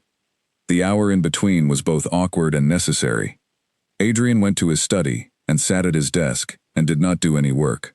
Callum walked the grounds alone, in his too light jacket again, and looked at the house from the outside, with the expression of someone reading a document they have been trying to access for a long time, and finding it more interesting than they expected, and also more complicated than they would have wished. Dinner was better than November's lunch. Not easy, but better. They had had a few weeks of calls and texts, and those had begun to build something, a small shared vocabulary, a set of references between them. Callum told a story about a student who had written an essay arguing that the entire history of the British Empire could be summed up in one sentence, and Adrian had laughed, really laughed, not the polite social sound he had spent his life deploying in appropriate moments, but an actual involuntary laugh, and Callum looked at him with something in his face that was surprise and pleasure, and a small, careful hope. The days that followed were awkward in some moments and natural in others. They ate together, they walked the grounds. On the second afternoon they went into the village, because Callum wanted to see it, and Adrian walked with him, and they visited the old church and the small market, and they talked properly. Callum asked about their father. This was not a comfortable conversation for Adrian, and Callum did not pretend otherwise, but he held the space for it steadily, the way a person holds a door open for someone who is carrying something heavy, not rushing them, not offering to carry it, just making it possible for them to get through. Adrian told him more than he had intended. He told him about the instruction, about Callum, about the silence, about what his father had told him, and what he had told himself in order to comply with it. He told it without the defenses he had been in the habit of constructing around it, without the careful framing that made it sound like something other than what it was. He told it plainly. He said, "I was told to keep you hidden, and I did, and I told myself it was the only reasonable option, and I have been wrong about that for 20 years, and I know it." Callum listened. He was quiet for a while afterward. Then he said, "I am not going to tell you it does not matter. It does matter. It has always mattered. But I did not come here to make you pay for it. I came here because I did not want it to define the rest of things." Adrian looked at him. "You are very generous," he said. "Not particularly," Callum said. "I am practical. I have spent 6 years being angry about something I could not change. I decided this year that I would rather spend the next 6 years building something I can, if you are willing." "I am willing," Adrian said. They were in the old church when this conversation happened, sitting in the wooden pews in the afternoon light, with the smell of cold stone and old wood around them, and Adrian thought that it was possibly the most important conversation he had ever had, in a building that had been designed specifically for important conversations. He thought that Callum was one of the most quietly extraordinary people he had ever met. He thought about Eleanor saying she was glad Callum had come. He thought that she had been more right about that than she had known. He thought about Eleanor a great deal during those 5 days. He tried not to, in the sense that he tried not to let it become something that got in the way of what he was doing with Callum. But she was there, at the edge of things. The woman who had brought Callum inside, who had sat through that first lunch, who had spoken the truths in the library that he was still digesting. He had not heard from her since November. He had not expected to. She had been clear about what the ending meant, and he was not a man who ignored clear communication when it suited him. He stayed away from the temptation to reach out. But he thought about what she had said. He found himself in conversations with Callum, and thinking, this is what she meant. This is what she was asking for. Not just honesty about the past, but the willingness to build something on it, to not close the door on the hard things, to let the real stuff happen, without managing it from a distance. He thought she would be pleased to know that this was happening. He thought she would probably be politely unsentimental about it if she knew. Pleased, but not surprised, because she had seen it as possible when he had not. He thought about the word she had used, default. She had said she needed honesty as a default, not just in his best moments but as the mode he lived in. He turned that over a lot. He thought it was right. He thought that honesty as a performance, honesty in the moments you choose to be honest because the situation demands it, was a completely different thing from honesty as the ground you stood on. He had been living with the first kind, and calling it the second.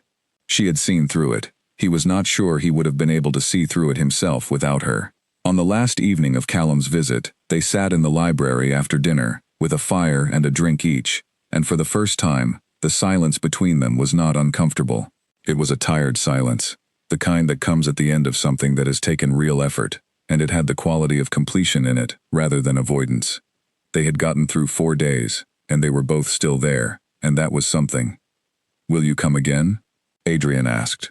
"Yes," Callum said. "Spring half-term, perhaps," Adrian said, "if you can manage it." "I can manage it," Callum said. Adrian looked at the fire. "I want to say something," he said. Callum waited.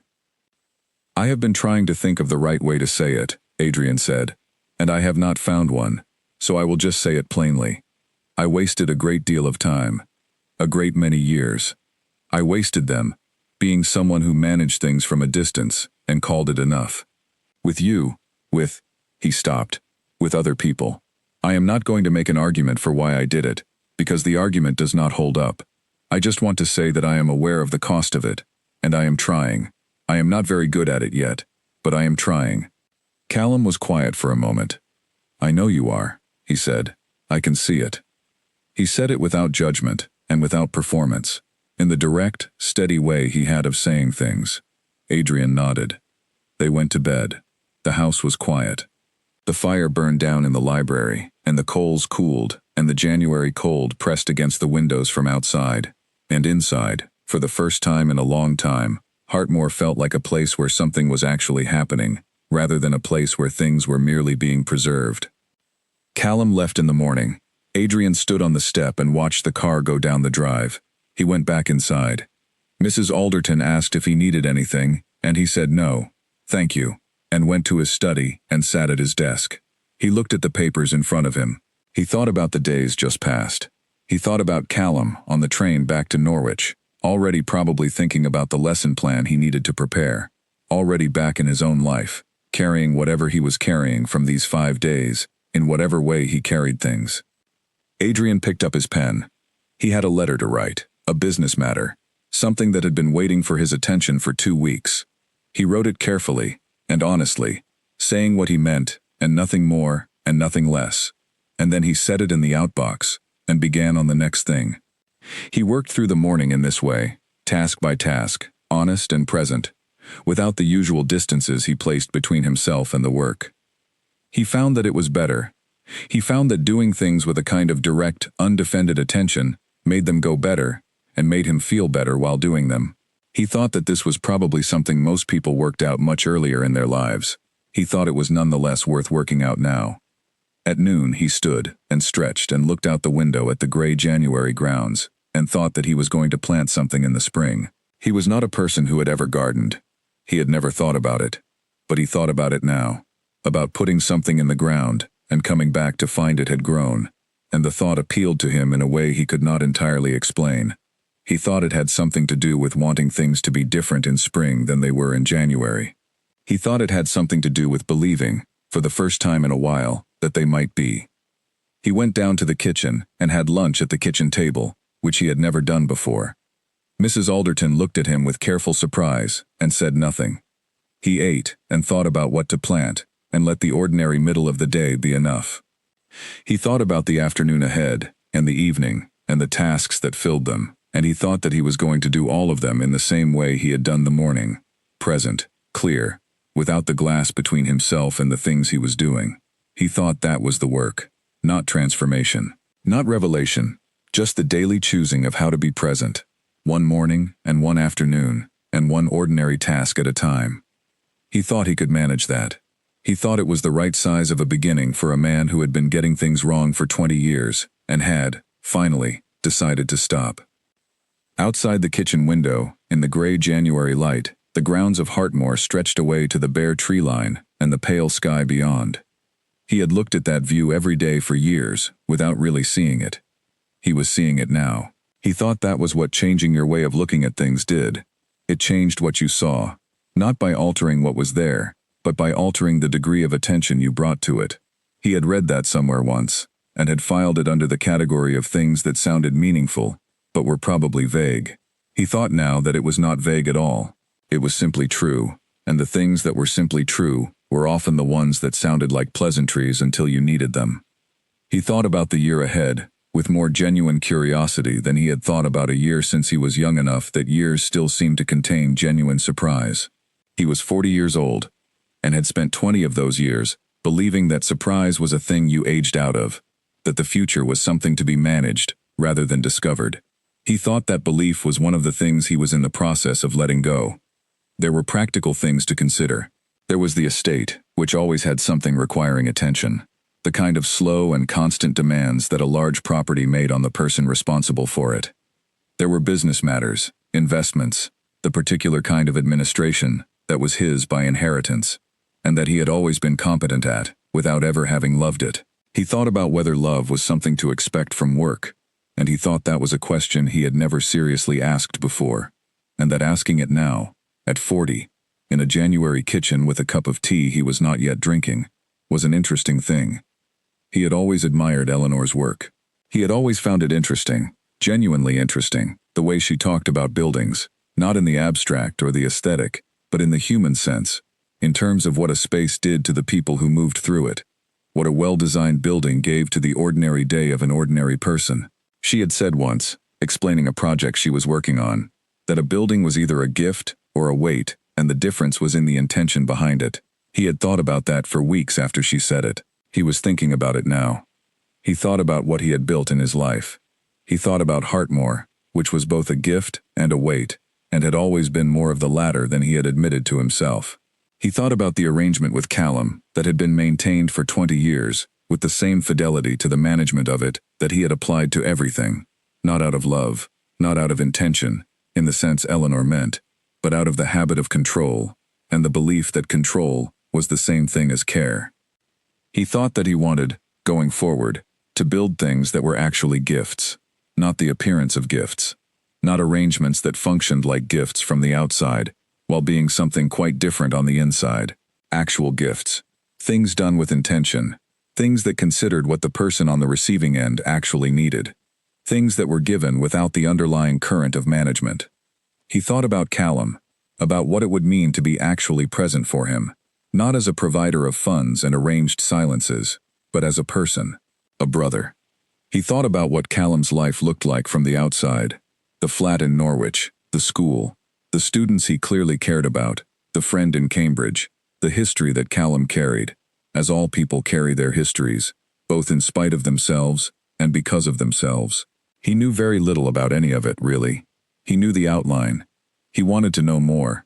That wanting felt new and genuine, and he held it the way he had held the earlier thought about hope, carefully, without squeezing. January was not a month given to hope in this part of England. The light was thin and early ending, and the cold had a quality of permanence to it, the way January cold always did, as though it intended to stay regardless. But he thought there was something happening inside the cold of this particular January that was worth paying attention to. Some kind of very slow warming, incremental and underground, and not yet visible from the surface, the way warming in the earth precedes by weeks the thing that eventually emerges from it. He thought spring was coming. He thought that was not a small thing. He thought the roses were going to do something remarkable. He finished his tea. He stood and put the cup in the sink, and looked out the window one more time at the gray grounds, the bare trees, the pale sky. He thought, this is mine, and I have not been taking care of it properly, and I am going to start. He went back to work. He had things to do and he did them, and the afternoon passed and the evening came, and he did what he did in the evenings, which was read and think and move through the rooms of his house with a small and growing awareness that they were his rooms, and he was going to live in them differently than he had been living in them. He ate his dinner at the kitchen table again, deliberately, choosing it, not because Mrs. Alderton was watching, but because he had decided it was the right way to eat dinner in his own house, and he was going to keep deciding it until it became natural. He thought that was how most of the right things happened.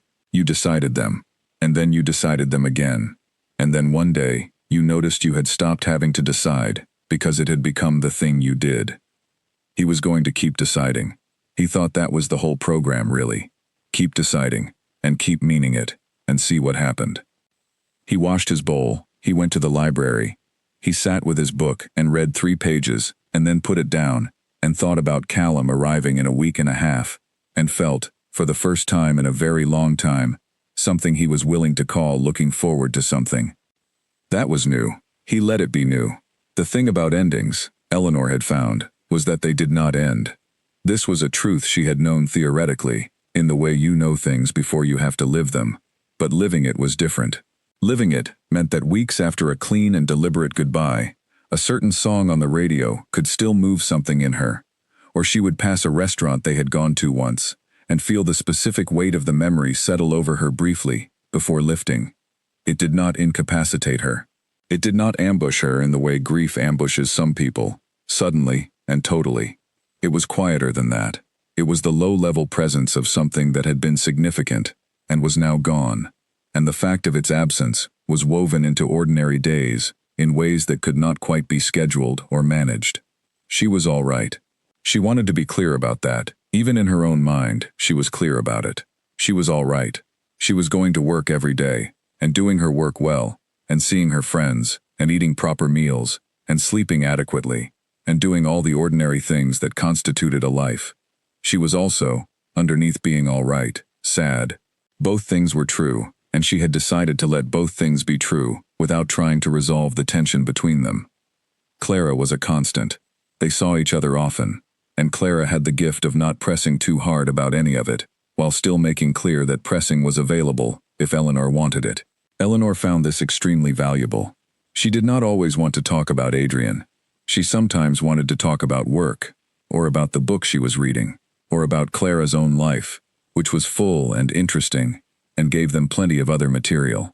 But when she did want to talk about it, Clara was there, and she listened, and she did not offer more opinion than was asked for. Eleanor's mother called every Sunday as always, and Eleanor told her what had happened in the broad strokes, without the detail that she was not yet ready to share with a parent. Her mother listened and said, in her practical Bristol way, that Eleanor had always had a good sense of herself, and that she trusted Eleanor knew what was right for Eleanor. She said this without drama or excessive sympathy, and Eleanor was grateful for that. She was a woman who had not been raised on reassurance and did not quite know what to do with too much of it. She had begun, in January, to think about what she wanted to do next with her life. Not in a large, abstract way. She was not a person for large, abstract plans, but in the specific, practical way that she approached most things.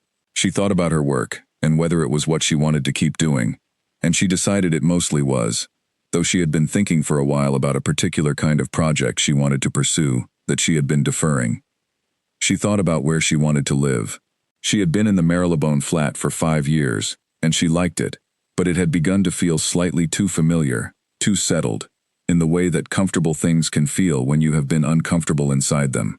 She started going to a new swimming pool on Wednesday mornings before work. She had not swum regularly since university, but she found that she had not forgotten how, and she found that the 40 minutes in the water before anything else happened in the day had a clarifying effect on the rest of it. She came out of the water, feeling more inside herself than she had gone in. She thought this was what people meant when they talked about exercise as medicine. She had always known it theoretically. She was finding it useful now. She thought about Callum sometimes. She had thought about him a lot in November and December, and she continued to think about him with that same warm, slightly protective feeling she had developed on the basis of very little direct evidence. She hoped things were developing between him and Adrian. She had no way of knowing. She was not in contact with Adrian, and she was not going to contact him to inquire after his relationship with his brother, which was not her business now. But she hoped. She found out, in a roundabout way, in February. She ran into a woman named Frances at a gallery opening. Frances was the kind of person who knew everyone and was reliably informed about most situations in their circle, and Frances mentioned, in passing, as though it were not particularly remarkable, that she had seen Adrian Blackwell at a dinner last week, and that he had mentioned he was having his brother to stay at Hartmore for Easter. Eleanor had been holding a glass of wine, and she kept holding it steadily, and said, "Oh, that is good to hear," and moved on to the next conversation, and Frances had not noticed anything. But Eleanor stood for a moment after, in the middle of the gallery noise, and the wine, and the paintings on the walls, and she felt something, a genuine warmth, a real, unqualified gladness that was entirely without bitterness. She was glad. That was the whole of it. She was glad for Callum, who had taken a train to the address he had always known, and had gone back again, and was going back for Easter. She was glad for Adrian, who was doing the thing she had told him was worth doing. She was glad that the thing she had said to him in the library had reached him in some form. She thought about what she had said. She had said, "I hope it is not because you lost something." She had said, "I hope it is because you chose it." She raised her glass very slightly, privately, and then she went to look at a painting. The weeks continued to pass. February became March, which came in with cold rain and went out with the first pale suggestion of spring, the small green things pushing through in the parks, and the light starting to last a little longer in the evenings. Eleanor noticed the spring with genuine pleasure. She had always liked spring. She walked home from work when the weather allowed, and she noticed the first blossoms on the trees and the light on the river, on evenings when she went near it, and she felt a version of herself that was lighter than she had been in the winter. Not unweighted, lighter. She started the project she had been deferring. It was a proposed community arts center in a part of East London that had been rebuilding itself for years and needed the kind of anchor that such a building could provide. It was the kind of project she had been wanting to do for a long time, the kind that was less about prestige and more about use, about a building that was going to be inhabited and filled with noise and activity, rather than admired from a distance. She threw herself into it with a focus that she recognized as partly genuine enthusiasm and partly the particular energy that comes from having empty space in your life that you choose to fill with something meaningful. She was busy. She was genuinely busy, in a way that felt good rather than like an avoidance. She was present in her own life, in a way she recognized as what she was like at her best, engaged and purposeful and interested. She thought that was something. She thought she had been slightly less fully present in the later years of her relationship with Adrian than she had realized at the time, that something in her had been quietly accommodating itself to his world, his habits, his pace, in ways that had cost her a certain amount of herself without her quite noticing. She was not going to make that calculation into a resentment. It had been her own doing, her own accommodation, freely made. But she noticed its absence now. She noticed what it felt like to be fully inside her own life again. Clara said, one evening over dinner, "You seem well." "I am well," Eleanor said. "Genuinely," Clara said. "Not in the way people say it to make you stop asking." "Genuinely," Eleanor said. Clara looked at her for a moment. "Are you glad you did it?" she asked, on balance. Eleanor thought about it honestly. "Yes," she said. "I am glad I was honest when I needed to be. I am sad about some parts of it. But yes, on balance." "Good," Clara said. They went back to their food and their conversation, and Eleanor thought that this was one of the particular gifts of good friendship. The ability to ask the exact right question, and then accept the answer, and move on without ceremony.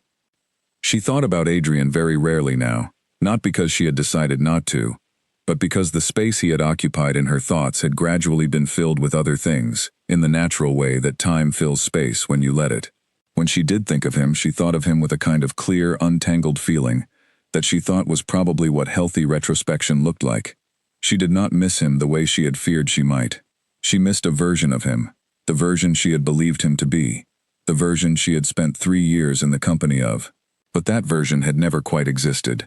She had been in love with a composite of the real man, and her own inventory of what was behind the parts he did not show her, and the real man was smaller, and more defended, and more genuinely sad than that composite, and she did not miss him in the way you miss something you once had. She missed him in the way you miss something you never quite got to have.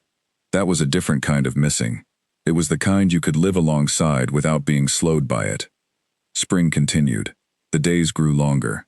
The project in East London took shape on paper, and then began to take shape in meetings, and then in the ground itself, in the conversations with contractors, and communities, and city planners, that were the real substance of the work. She was good at this. She had always been good at this. She brought to it the same practical grace she brought to everything, the ability to hold a clear vision and deal with the present reality simultaneously, without letting either one drown the other. She thought that she was happy, not in a dramatic or effortful way. She was simply happy, in the way that a person is happy, when they are in the right life and doing the right things, when the decisions they have made are ones they can stand behind, when the person they are first thing in the morning and the last thing at night is someone they genuinely respect. She thought that was quite a lot. She thought it was enough. She swam on Wednesday mornings. She finished her book and started another. She called her mother on Sundays. She worked long hours on the East London project and came home tired and satisfied. She saw Clara and her other friends, and she was present in those friendships in a way she was glad of. She did not hear from Adrian. She did not expect to. She thought that things were, on balance, exactly as they should be. The spring settled around her like something deserved. She let it. The spring half-term came and went. Callum came to Hartmore for it. A shorter visit this time, just 3 days, but lighter than the January one, as though the accumulation of the phone calls and the texts and the letters they had been exchanging in between had done their work. They walked the grounds in the late April warmth, and Adrian showed him where the roses had been planted, and Callum looked at the small hopeful growth, with the expression of someone trying to be encouraging about something they were not entirely convinced by, and Adrian found this expression so much more recognizable and more human than he would have expected from a near stranger, that he had to work to keep his own face composed. Eleanor's friend Frances mentioned Hartmore again, at another gathering in June. She said she had seen Adrian at a business dinner, and that he looked different, though she couldn't say exactly how. Eleanor listened to this with the same polite attention she had given the February report, and said something non-committal, and moved on. But she thought about it afterward. She thought about what different might mean, coming from Frances, who was an observant person in the way that people who knew everyone tended to develop as a professional skill. She thought it probably meant that something about the way he was occupying his face had changed. The composure was the same. She imagined the composure was always going to be the same. It was too deeply built to disappear. But perhaps what was underneath it was different enough that the composure sat differently on it. She thought she understood what that might look like. She thought she might recognize it if she saw it. She did not seek it out. She was not going to engineer a meeting or look for occasions to confirm something that was not her business to confirm. But she was glad, in the way she had been glad since February, and the gladness continued to have no catch to it. The East London project became the primary thing. It took over the summer in the way that large, demanding projects take over when they reach the stage where decisions need to be made quickly and often, and the margin for error begins to feel very thin. She liked this stage. She had always liked it, the pressure of it, the way it required her to be completely focused, the satisfaction of a problem solved in real time, with actual consequences. She worked long hours and came home tired, and the tiredness was the good kind, the earned kind, the kind that came with the reassurance of knowing you had done something worthwhile with the hours it had cost you. Clara noticed the tiredness and made her eat properly twice a week, by the simple expedient of inviting her to dinner on specific evenings and making it difficult to refuse. Eleanor accepted these dinners with genuine gratitude and ate Clara's food and talked about the project and about other things, and was reminded, on each of those evenings, that having someone who knew you well enough to feed you when you were too busy to feed yourself was one of the great and underrated forms of love. She said something like this to Clara one evening in July, and Clara looked at her with the particular expression that meant she was about to say something direct. "You are doing well," Clara said. "I know," Eleanor said. "I feel it." "It is different from last spring," Clara said. "Last spring, you were doing well. The way people do well, when they are being very determined about it. This is different. This is just you." Eleanor considered this. "Yes," she said, "I think that's right." "Good," Clara said, and went back to her food. Eleanor drove home that evening, through the summer London streets, and thought about what Clara had said. She thought it was accurate. She had been working hard on being all right for a long time, had been choosing it and maintaining it through the cold months, and at some point the choosing had stopped being effort, and the being all right had started being simply true. She did not know exactly when that had happened. She thought it probably did not happen at a specific moment. She thought it was more like the roses that Frances had not mentioned, but that she had been thinking about since Callum's Christmas text, something that grows underground for a long time before it appears on the surface, so that when it does appear, you cannot point to the day it happened. You only know that it has. She was glad of it. She thought it was one of the better things that had happened to her, the version of herself that was emerging from this year. She thought it was more honest than the version that had existed before November. She thought it was more fully herself. She thought that the particular shape of difficulty she had moved through had done what certain kinds of difficulty do at their best, stripped away the accommodations and the accommodated to-ness, and left something more essential underneath, something she recognized as her own. She thought about Adrian occasionally, and about Callum more often, and about the summer coming to an end and what the autumn would bring, and about the building in East London that was going to be a real building, full of real people, in a matter of months. And she thought that all of these things were the right size, and that she was the right size for all of them, and that this was what it meant to be fully in your own life. It felt, she thought, like finally wearing the right coat. She let herself think that. She let herself have that. She thought she had earned the right to a metaphor about coats on a warm July evening, driving through her city, going home to her flat, living her good and honest and genuinely sufficient life. She got home. She made tea. She sat by the open window and let the summer night in. She thought, "I am all right." She thought, "It is not complicated." She thought, "That is enough." The roses that Adrian planted in the south-facing border at Hartmoor in early April were not, by any objective standard, planted correctly. He had read about it. He had researched it with the same thoroughness he brought to most things he chose to undertake. And then he had gone out into the garden on a Tuesday morning, in actual soil and actual wind, and found that the gap between knowing something in theory and doing it with your hands in the ground was considerably wider than he had anticipated. He had planted them anyway. He had put them in the border with the dogged care of someone who was not going to be defeated by a plant, and he had watered them and gone back inside and washed the soil off his hands, and thought that they would probably be fine. They were, as it turned out, fine. They came through the April rains looking better than he deserved, and by the time Callum arrived for Easter weekend, they had put out new growth that was small but definite, a visible sign, Adrian thought with private satisfaction, that something he had chosen to do was actually working. Callum noticed them on the first morning, coming through the garden on the way back from a walk. He stopped and looked at them with the expression of a person who is trying to be polite about being surprised. "You planted roses," he said. "In November," Adrian said, "someone suggested I should put things in the ground and come back to find they had grown. It stayed with me." Callum looked at him. "Who suggested that?" "No one, exactly," Adrian said. "It was more the feeling of it." Callum looked at the roses and then back at Adrian, with an expression that was something between amusement and a real, unguarded warmth. "They look all right," he said. "They are better than I expected," Adrian said, and there was something honest in how he said it that made Callum laugh. Easter was 4 days. They were the most natural 4 days they had spent together so far, which was still not natural in the effortless, old friendship sense, but was natural in the sense of being real. The awkward moments were shorter, and the comfortable ones were longer, and there were moments, 2 or 3, that were simply good, without qualification or reservation. They went to the village twice. They ate most of their meals at the kitchen table, rather than the formal dining room, which had been Callum's suggestion, and which Adrian had agreed to, with a readiness that surprised them both.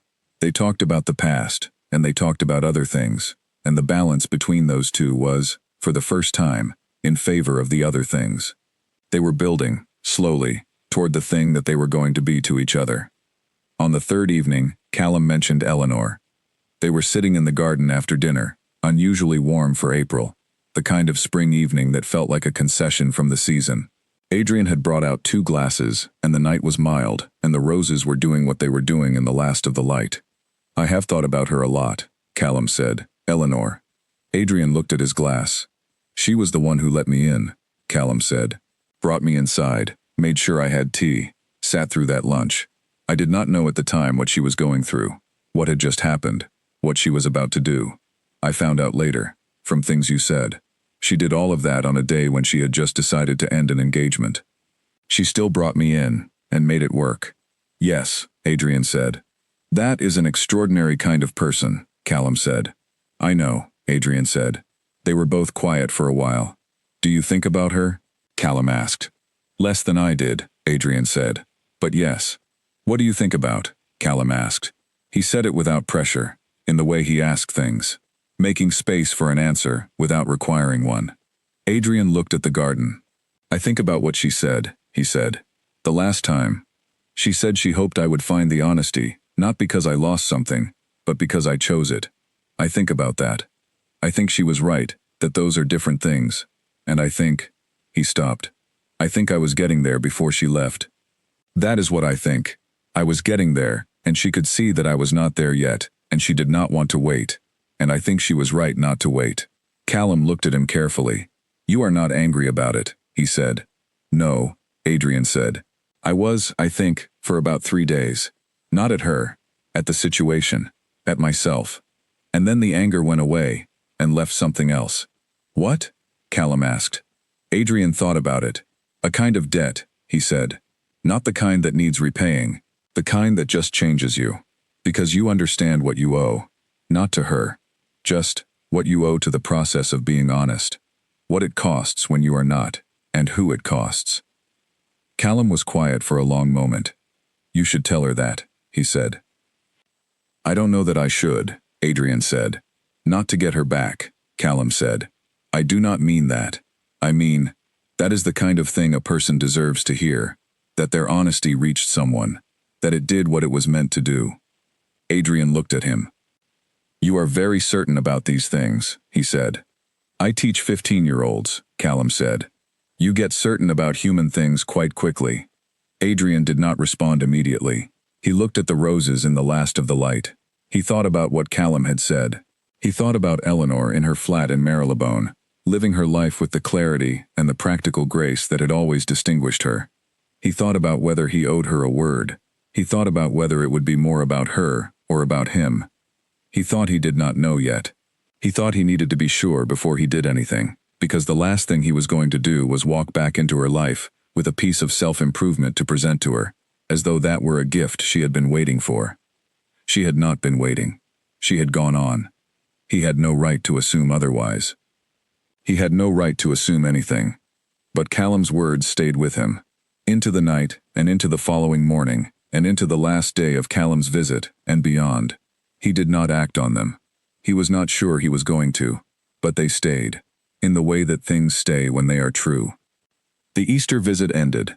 Callum left on the Monday morning, and Adrian was at the door again, and the car was at the bottom of the drive again, and Callum had a train to catch. Before he got in the car, he turned back to Adrian and said, briefly and without ceremony, "Good for the roses." And then he got in the car. Adrian stood at the door and watched the car go down the drive, and felt, for the third time since November, the particular sensation of watching someone leave Heartmoor, and finding that the house felt different afterward than it had felt before. Not empty, different, as though the leaving had left something behind. He went inside. He sat in the library. He thought for a long time about Eleanor, and about Callum, and about what had changed since November, and what was still changing, and whether it was changing fast enough, in the right direction, towards something that mattered. He thought about what Callum had said, that she deserved to hear that her honesty had done what it was meant to do. He turned it over. He looked at it from every angle he could find. He tried to determine whether it was true, and, if true, whether it was his to act on. He decided, slowly and without certainty, that it might be. He was not going to do it today. He was not going to do it in a rush or a moment of feeling. He was going to take his time. He was going to be sure. He was going to make absolutely certain that what he had to say was for her, and not for himself, that it was honest, and clean, and without agenda, that it asked nothing, and offered only what it said it offered. He was going to be careful, but not this time, the kind of careful that was really a disguised form of avoidance, the kind of careful that was really a form of respect. He thought that was worth the distinction. He opened his desk and took out paper and picked up his pen. He did not start writing yet. He just held the pen and sat with the blankness of the page and thought about all the things that had happened since an early October afternoon, when a young woman had found a letter on the floor of his study, and his world had quietly rearranged itself. He thought it was rearranged into something better. He was not finished with the rearranging. He did not think you were ever finished with the rearranging. But he thought it was better. He set the pen down. He went to the window and looked at the south border, and the roses were there, small and determined, and better than he had deserved, given how incorrectly he had planted them. He thought that was probably a reasonable metaphor for something. He was not entirely sure what. He went back to his desk. He picked up the pen. He did not write to Eleanor. He wrote the other letter that was waiting for his attention, the one that had been sitting in the pile for a week, and he wrote it honestly and clearly, and then he dealt with the next thing, and then the next. But the blank page stayed at the edge of his mind. He let it stay there. He was not going to force it. It would come when he knew what he needed to say, when he was sure of himself, when the timing felt like something he could stand behind. He was learning to trust that things came in their own time. He was not entirely convinced of it yet, but he was trying. The roses stood in the border in the April light, small and unhurried, and entirely themselves. Something about that steadied him. He did not look at them again for the rest of the afternoon, but he knew they were there. The week after Easter, Adrian did something he had been intending to do for several months and had not yet done. He called Patricia Holt. Patricia had retired from the arrangement some months before Callum had arrived on the lawn. He had sent her a letter thanking her for her service, which was the kind of formal and bloodless response to a significant long-term working relationship that he would have, a year ago, considered entirely adequate. Now it seemed to him to be about as inadequate as most of what he had done in the previous 20 years. He wanted to call her. He was not entirely sure why. He thought perhaps it was because she had been the one carrying the thing all that time, carrying it in the practical sense, the managing and the arranging and the payments, and she had done it without complaint and without judgment, and that was its own kind of service that deserved acknowledgement of a more human kind. He called her on a Tuesday afternoon. She answered on the third ring. Her voice was older than he remembered, but still composed, still professional.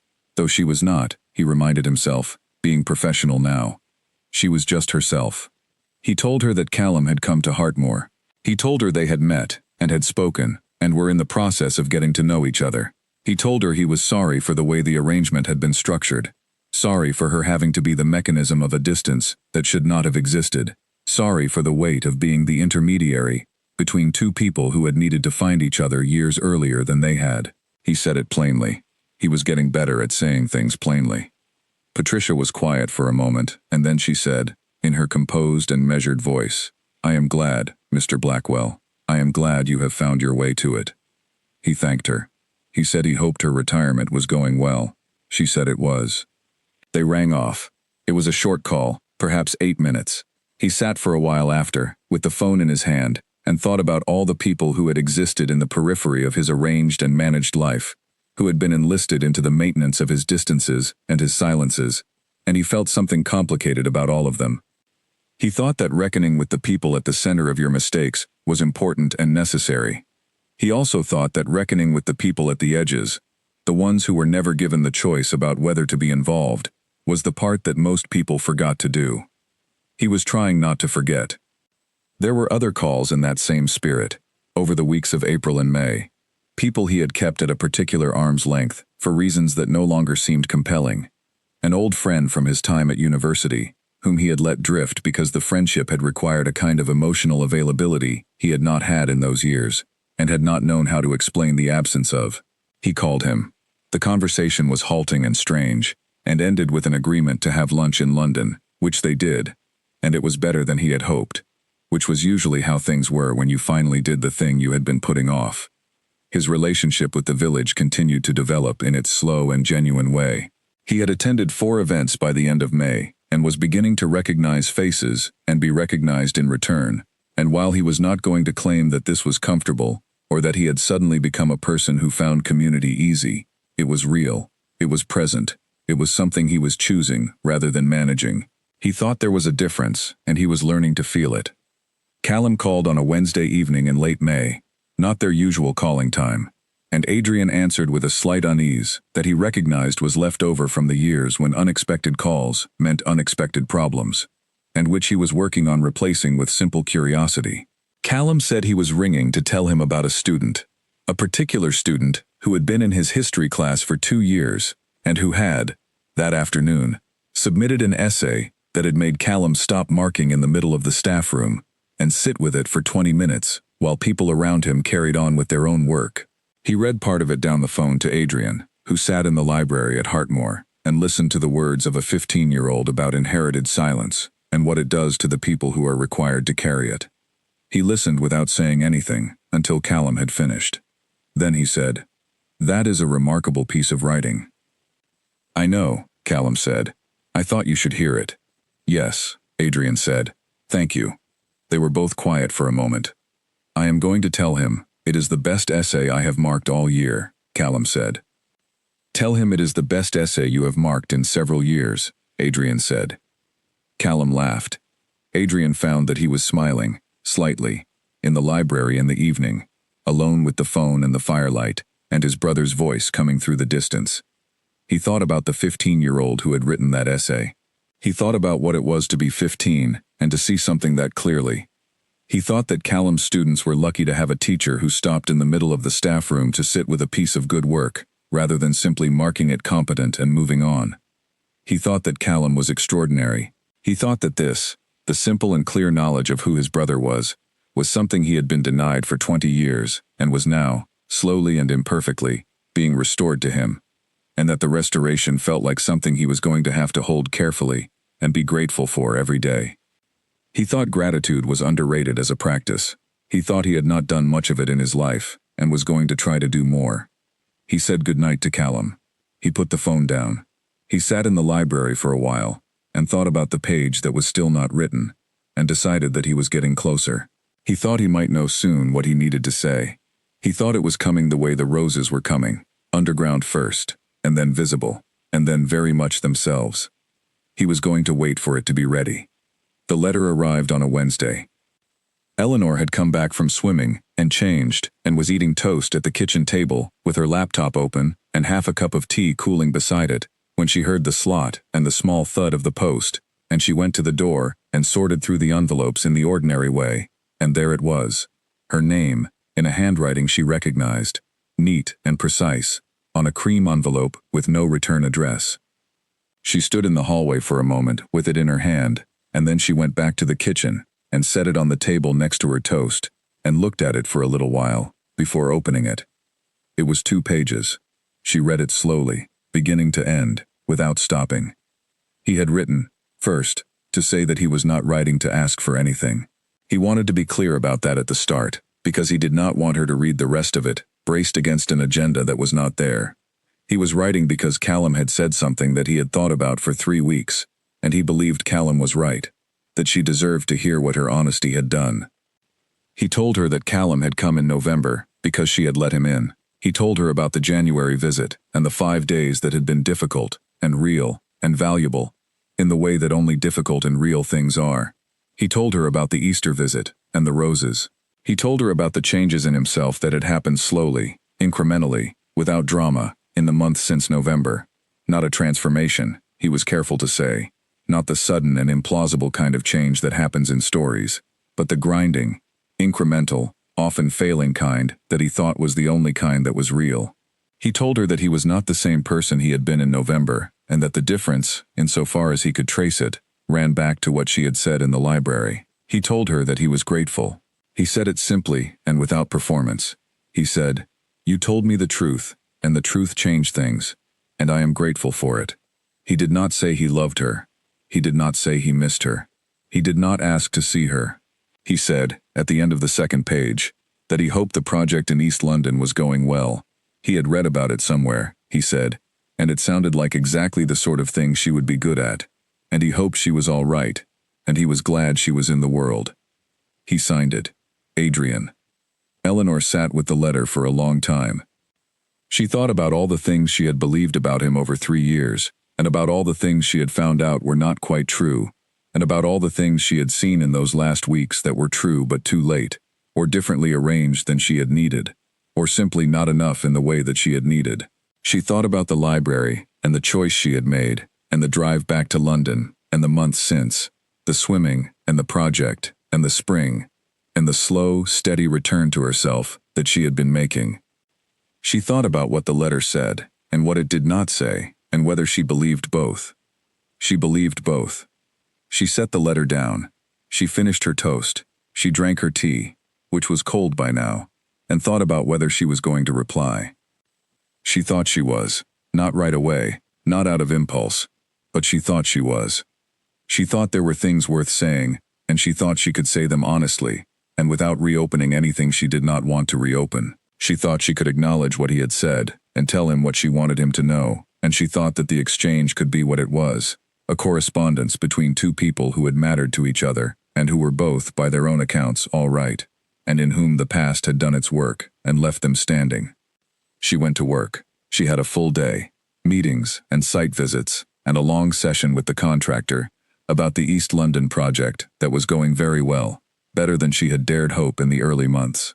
She came home in the early evening, and changed, and made dinner, and then she sat at the kitchen table with her notebook, and her pen, not her laptop, the notebook, and she wrote. She wrote for an hour. She wrote carefully, in the way she was careful about things that mattered, feeling her way through each sentence, deciding what was true, and what was necessary, and what could be left out. When she had finished, she read it back once, and changed 1 paragraph, and then read it again, and decided it was what she wanted to say. She told him she was glad Callum had come in November. She told him she had thought about Callum a great deal since, and that hearing he had been back for Easter made her genuinely happy, the kind of happy that has no catch to it. She told him she was glad the letter he had been written the way it was, with no agenda, with clarity, with the particular kind of care that she had always believed was available in him, even when it was not being fully deployed. She said, "This letter is what I wanted from you 3 years ago." She said it without bitterness. It was simply true, and she said it. She told him the project in East London was going better than she had hoped. She told him about the swimming, and what it did for her thinking. She told him she was well. She told him she was glad he was planting things. She said, near the end, "I think you are becoming the person I was looking for. I think you were always going to have to do that on your own terms and in your own time. I am glad it is happening." She signed it, Eleanor. She sealed the envelope. She put it on the table by the door to post in the morning. She went to bed and lay in the dark and listened to London and thought that the letter had said what it needed to say. She felt, about sending it, the same quiet steadiness she had felt about most of the decisions she had made since November. Clean, sure, without regret. She slept well. She posted the letter in the morning, on her way to the swimming pool. The Wednesday morning was bright and cool, the last of the spring, cool before the summer settled in. She walked along the street with the letter in her hand, and she posted it at the box on the corner, and she kept walking. And the walk took her past the park, where the first proper roses of the year were beginning to open on the bushes along the path, pale and unhurried in the morning light. She noticed them. She walked past them. She went to the pool. She swam her 40 minutes in the cold, bright water, back and forth in the lane, the sound of her own breathing, and the water, and nothing else. And she felt what she always felt in the water, clear, and present, and entirely inside herself. She got out and dried off, and changed, and walked to work through the spring morning, and thought about the building going up in East London, and all the noise and life that would fill it, and all the people who would come through its doors on ordinary days, and find something there they needed. She thought that was more than enough to think about. She thought it was very nearly everything. At her desk that morning she answered her emails with the same focused attention she always brought to work, and she did not think about the letter again, or only briefly. The way you notice a thing you have set down and confirm it is where you put it. It was posted. It said what she wanted it to say. That was enough. The day went on, full and purposeful, and entirely hers.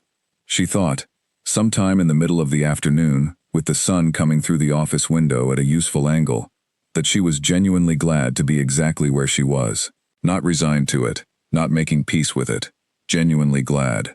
She held the thought for a moment, and then she went back to work, and the afternoon continued, and the city went about its business outside the window, and Eleanor Voss went about hers.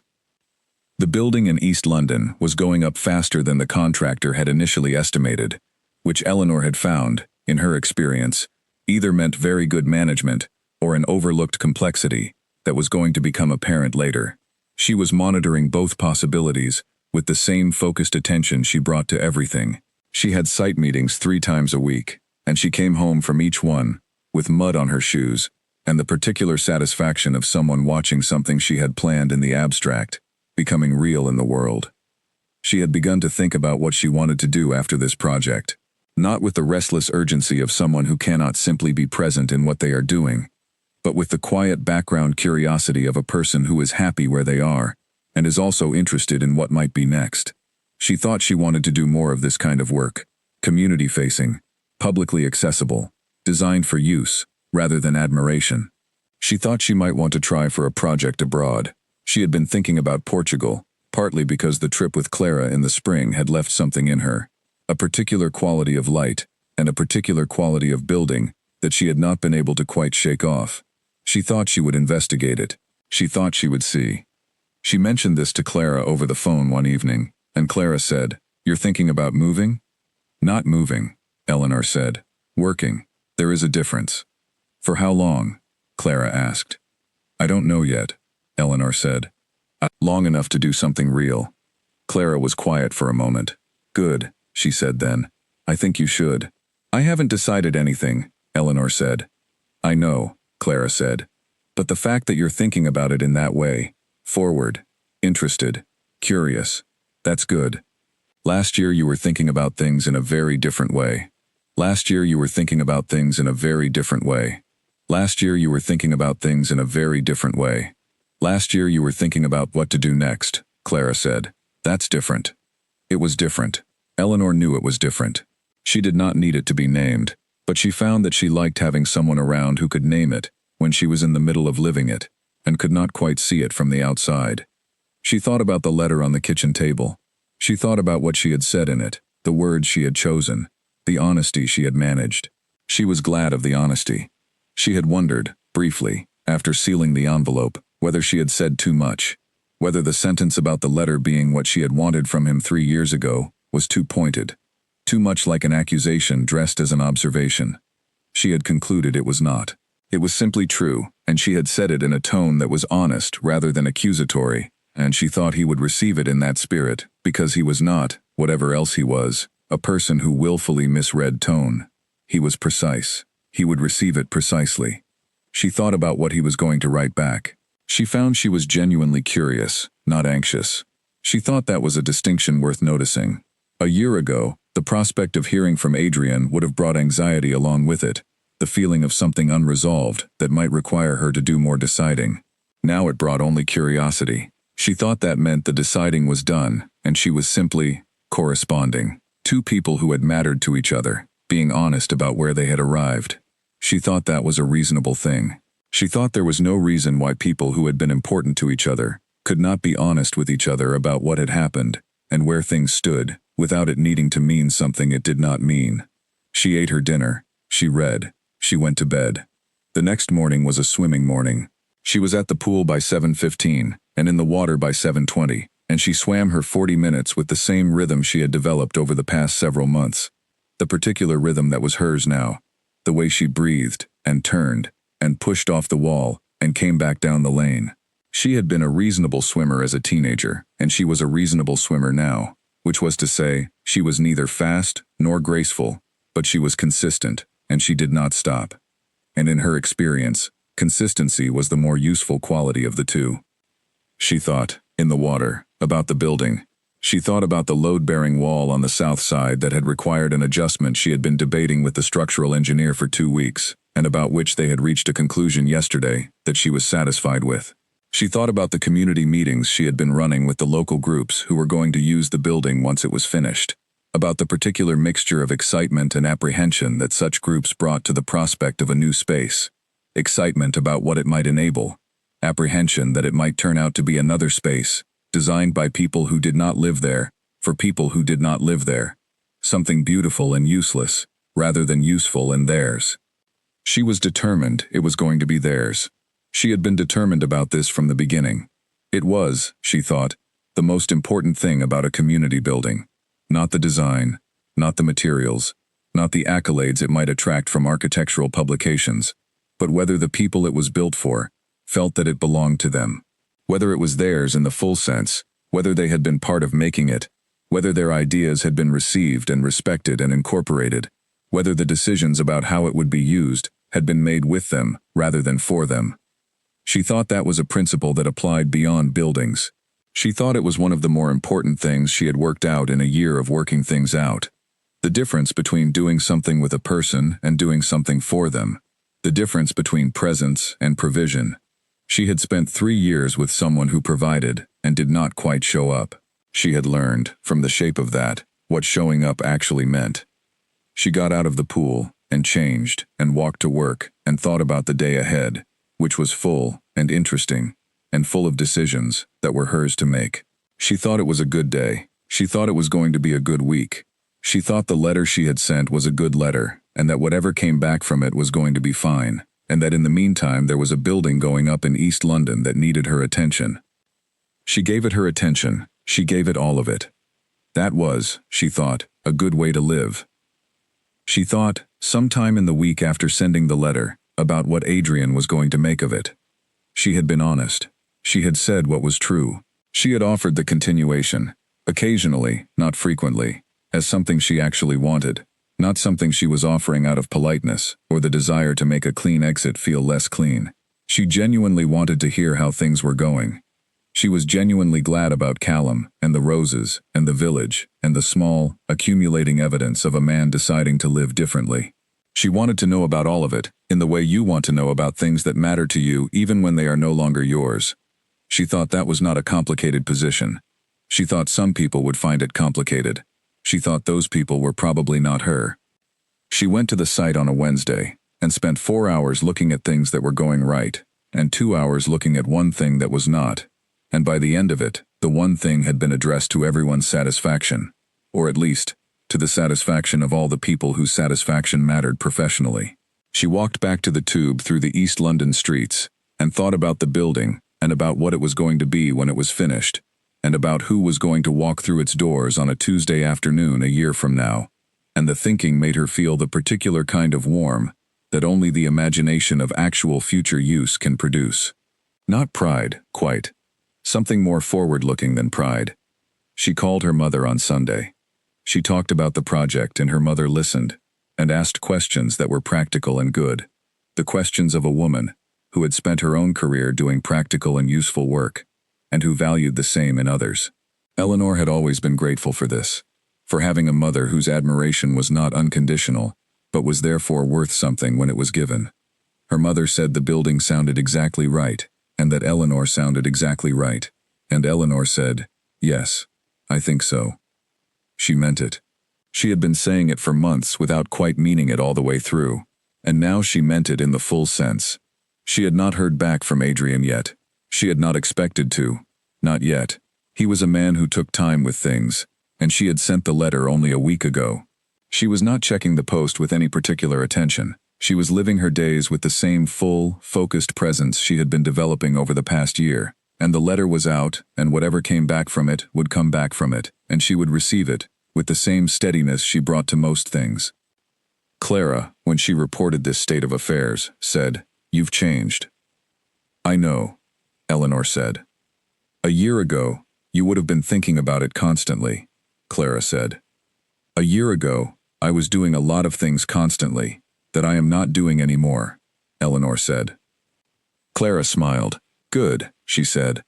Eleanor agreed it was good. She thought it was more than good. She thought it was the direct result of a very difficult year, applied carefully and honestly to the question of who she wanted to be, and the answer that had come back was this version. This one, right here, who sent letters without immediately wondering if they were the right letters, and built buildings for communities, and swam on Wednesday mornings, and was genuinely all right, without needing it to be constantly confirmed. She thought that was the version she was going to keep being. She thought that was actually the whole point. The response came 12 days later. Eleanor was not waiting for it. She had sent her letter and released it, and got on with her days, which were full and good, and gave her little spare time to track correspondence. But when it arrived on a Tuesday morning before work, and she read it standing in the hallway still in her coat, because she had picked it up on the way in and had not thought to wait. It was shorter than the first letter. 1 page. It said, among other things, that he had read her letter several times, and that the line about him becoming the person she had been looking for had stayed with him. Not because it gave him anything to want or reach toward in relation to her, but because it clarified something he had not known needed clarifying. He said that he had spent a long time confusing the development of himself with the prospect of what it might recover or return to him, and that her letter had cut through that confusion with its usual clarity. He said the work of becoming was for the work's sake. He said he thought he was beginning to understand that. He said Callum was talking about coming for a longer visit in the summer. He said the roses were doing surprisingly well. He said that he had, the previous week, done something he had not done in 20 years, which was attend a village event in the town near Hartmoor and spend an evening in the company of people he had kept at a consistent and deliberate distance for the entire time he had lived in that house. He said it had been uncomfortable and not entirely successful, but also more worthwhile than he had expected, and he intended to try again. He said he was glad she was swimming. He said he thought the East London project sounded like exactly the right work for the right person. He did not say goodbye. He said, "I hope we can write again. Not frequently, but occasionally, if you would like." Eleanor read it twice, standing in the hallway with her coat still on. Then she went and hung up her coat and made her coffee and sat at the kitchen table and thought about what she felt. She felt something she recognized as a carefully bounded warmth, not the warmth of a reopened old feeling. Something different from that. Something that had more in common with the feeling of knowing that a person you have cared about is doing well, is finding their way, is moving through the world in a better direction than they were. The warmth of genuine goodwill. The warmth of someone for whom you want things to go right, without the particular ache of wanting things for yourself from them. She thought, yes. She thought, occasionally. She thought, this is what people mean by coming through something intact. She went to work. At lunchtime, she wrote 4 lines in the notebook she kept in her bag. Not a reply to Adrian, but a note to herself. the way she had always made notes when she needed to sort things. She wrote, "He is trying. I am all right. The building in East London is going up. The roses are better than he deserved." She looked at the 4 lines. She thought they were a fair account of where things stood. She put the notebook away. She went back to her afternoon. The building was going up. The days were long and bright, and she was inside them fully, making things, working hard, being exactly who she was. There were mornings when she thought about things, and evenings when she was quiet, and moments in between that were simply themselves, nothing more. That was the shape of it. That was what a life looked like when you were living it honestly, and without the burden of a version of yourself that did not quite fit. She thought that was enough. She thought it was considerably more than enough. She wrote back to Adrian a few days later, a short letter, lighter in tone than the others. The kind of letter that can only be written once the heavier things have been said. She told him she was glad about the village event, and she hoped he went again. She told him the project was progressing beautifully, and that watching something rise out of the ground where nothing had been before was still, after 4 years in architecture, one of the most satisfying things she knew. She told him the swimming continued to be worth the early mornings, which she had not expected. She said yes to occasionally. She said it without ceremony. It was simply the right answer. She did not hear back immediately. A week passed, then 2. She did not spend those 2 weeks waiting. She spent them working and swimming and seeing Clara and having a long overdue visit to her mother in Bristol, who cooked a proper roast and asked about the project and listened to Eleanor talk about it with the focused attention of a woman who had spent 40 years genuinely caring about what her daughter chose to do with herself. The reply came on a Saturday. It was brief and warm and contained a detail about Callum that made her smile. He had apparently sent Adrian a photograph of a student's history essay that had achieved the highest mark in the school, and the essay had been about the social consequences of inherited silence across generations. Callum had sent it with no accompanying message, just the essay. Adrian said he had read it 3 times and thought it was better than anything he had written at that age, by a margin he found both humbling and hopeful. Eleanor set the letter down and thought about a 24-year-old man in Norwich who had spent 6 years waiting and had finally decided to stop, and who had walked across a lawn in November in a jacket too light for the weather, and who was now sending his brother photographs of exceptional student essays about inherited silence. She thought about what that meant. She thought about the particular quiet pleasure of watching the right things find each other eventually, even slowly, even after a great deal of unnecessary time. She thought she was glad. She thought she was genuinely glad, in a way that asked nothing back. She made tea. She sat at the kitchen table with the Saturday morning around her, unhurried and entirely ordinary, and she let it be enough. It was. It was more than enough. It was a good Saturday. She spent it well. She thought that this, the ability to spend an ordinary Saturday well, to be present in it and glad of it, to feel neither the particular weight of grief nor the particular restlessness of waiting for something better, was not nothing. She thought it was, in fact, quite a lot. She thought it was what she had been working toward, in the quiet and grinding and unspectacular way that real things are worked toward. She thought it was worth having. The summer gathered itself around Eleanor in the way of London summers, unpredictably, some days brilliant and some days overcast, and occasionally, both in the same afternoon, the city not quite committing to one version of itself, but offering something in all of them. She liked London in summer. She had always liked London in summer. The particular energy of the city when the weather allowed people to be outside in it, when the parks filled up and the cafes put their chairs on the pavement and the evenings lasted long enough to feel like a gift. She was glad to be in it this year, without the overlay of difficulty that had colored last year's summer. Last year, she had been managing the ending, still sorting through its aftershocks, still occasionally waking at 3 in the morning with the familiar questions circling. This year she woke at 7 and lay for a moment in the morning light before getting up and thinking about what the day contained. This was a marked improvement. She was glad of it, without feeling the need to remark on it constantly. She and Clara had a long Sunday afternoon in July, in a park near Clara's flat, lying on a blanket with books they were not entirely reading, and talking about things in the intermittent way of people who are very comfortable together and do not need to fill every silence. Clara talked about a project of her own. She worked in film, in the part of film that was about money rather than about making, and it was the kind of work that required a great deal of attention to things that were not very interesting in themselves, in service of things that were interesting. And she had moments of being very tired of the former and very glad of the latter. Eleanor listened and said the right things and meant them. At some point in the afternoon, Clara said, "You haven't mentioned Adrian in about 3 months." "No," Eleanor said. "Is that interesting or just true?" Eleanor looked up at the sky. "Just true, I think," she said. "It is not that I don't think about it. I just think about it less. And when I do think about it, it is mostly," she paused, "it is mostly wondering how things are going.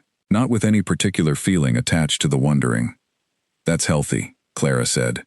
"I know," Eleanor said. "It feels like it." She had written to Adrian twice more since the first exchange of letters.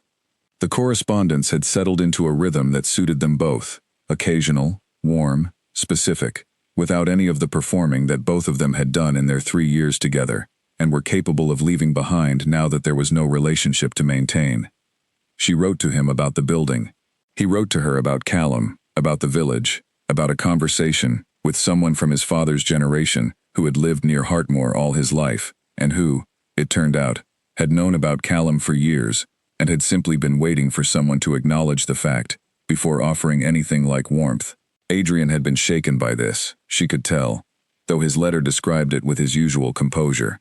She thought that was fine. She thought composure and genuine feeling were not incompatible. She had always thought that. She had just needed evidence of the genuine feeling. She was getting it now, in letters, in the small and specific ways he chose to describe things. It was enough. She thought about Callum at the Shoreditch exhibition, his easy manner, the way he had talked about his students with the animation that she had noticed at the November lunch, and that had only grown more apparent now that he was more at ease. She thought about what he had said about Adrian, not explicitly, but in the way he referred to him, the shorthand of someone who had spent enough time with a person to stop needing to explain them. She thought things must be going well. She thought Callum would not speak in shorthand about someone he was still keeping at a cautious distance. She was glad, she was so straightforwardly glad, that it required no further examination. The afternoon in the park ended when the clouds came over and made lying on a blanket feel optimistic in the wrong direction.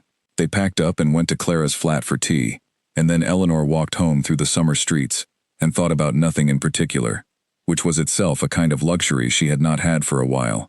The freedom to walk and think about nothing in particular, because there was nothing in particular that required her urgent thought. Everything that needed to be dealt with had been dealt with. Everything that was ongoing, in a way that was manageable and even pleasant. She got home. She checked her post. There was a letter from Adrian. She read it at the kitchen table, with her coat still on, because she had a habit of standing in her hallway and starting to read things, and not making it all the way to a chair before she was absorbed. His letters had that quality. They were the letters of someone who had spent 40 years not writing real letters and was making up for lost time, precise and honest, and full of specific detail, that she had the sense he chose carefully, not because he was performing care, but because he had always been precise, and was now applying that precision to something worth being precise about. He told her Callum was coming for 10 days in July. He said 10 days felt both long and not long enough, which was a sentence she thought would have been impossible for him to write a year ago. He told her about a conversation with Mrs. Alderton's replacement, the one who rearranged the kitchen, in which he had managed to express his preference about where things went, without either performing indifference or retreating into the kind of cold precision that, as he put it, made people feel like they were being audited rather than talked to. He said he thought this was progress, and he had the sense she would agree.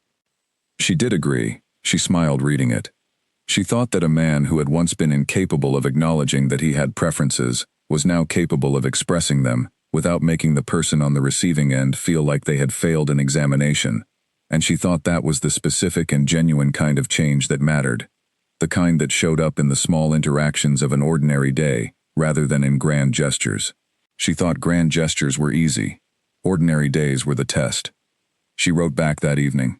She told him the July visit sounded wonderful, and she hoped he had a good jacket for Callum, for when Callum inevitably showed up in the wrong one for the weather. She told him about the park afternoon, and about Portugal, and the possibility of a project there. She said she thought 10 days was both long and not long enough, and that this sentence, coming from him, was a sentence worth holding on to. She sent the letter. She made dinner.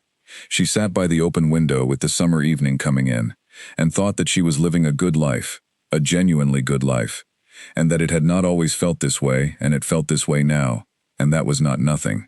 That was, actually, something worth being grateful for. She was grateful. She let herself be grateful, clearly and directly, without making it complicated. She thought that was a good way to end a day. She did it. Callum sent a photo in late July.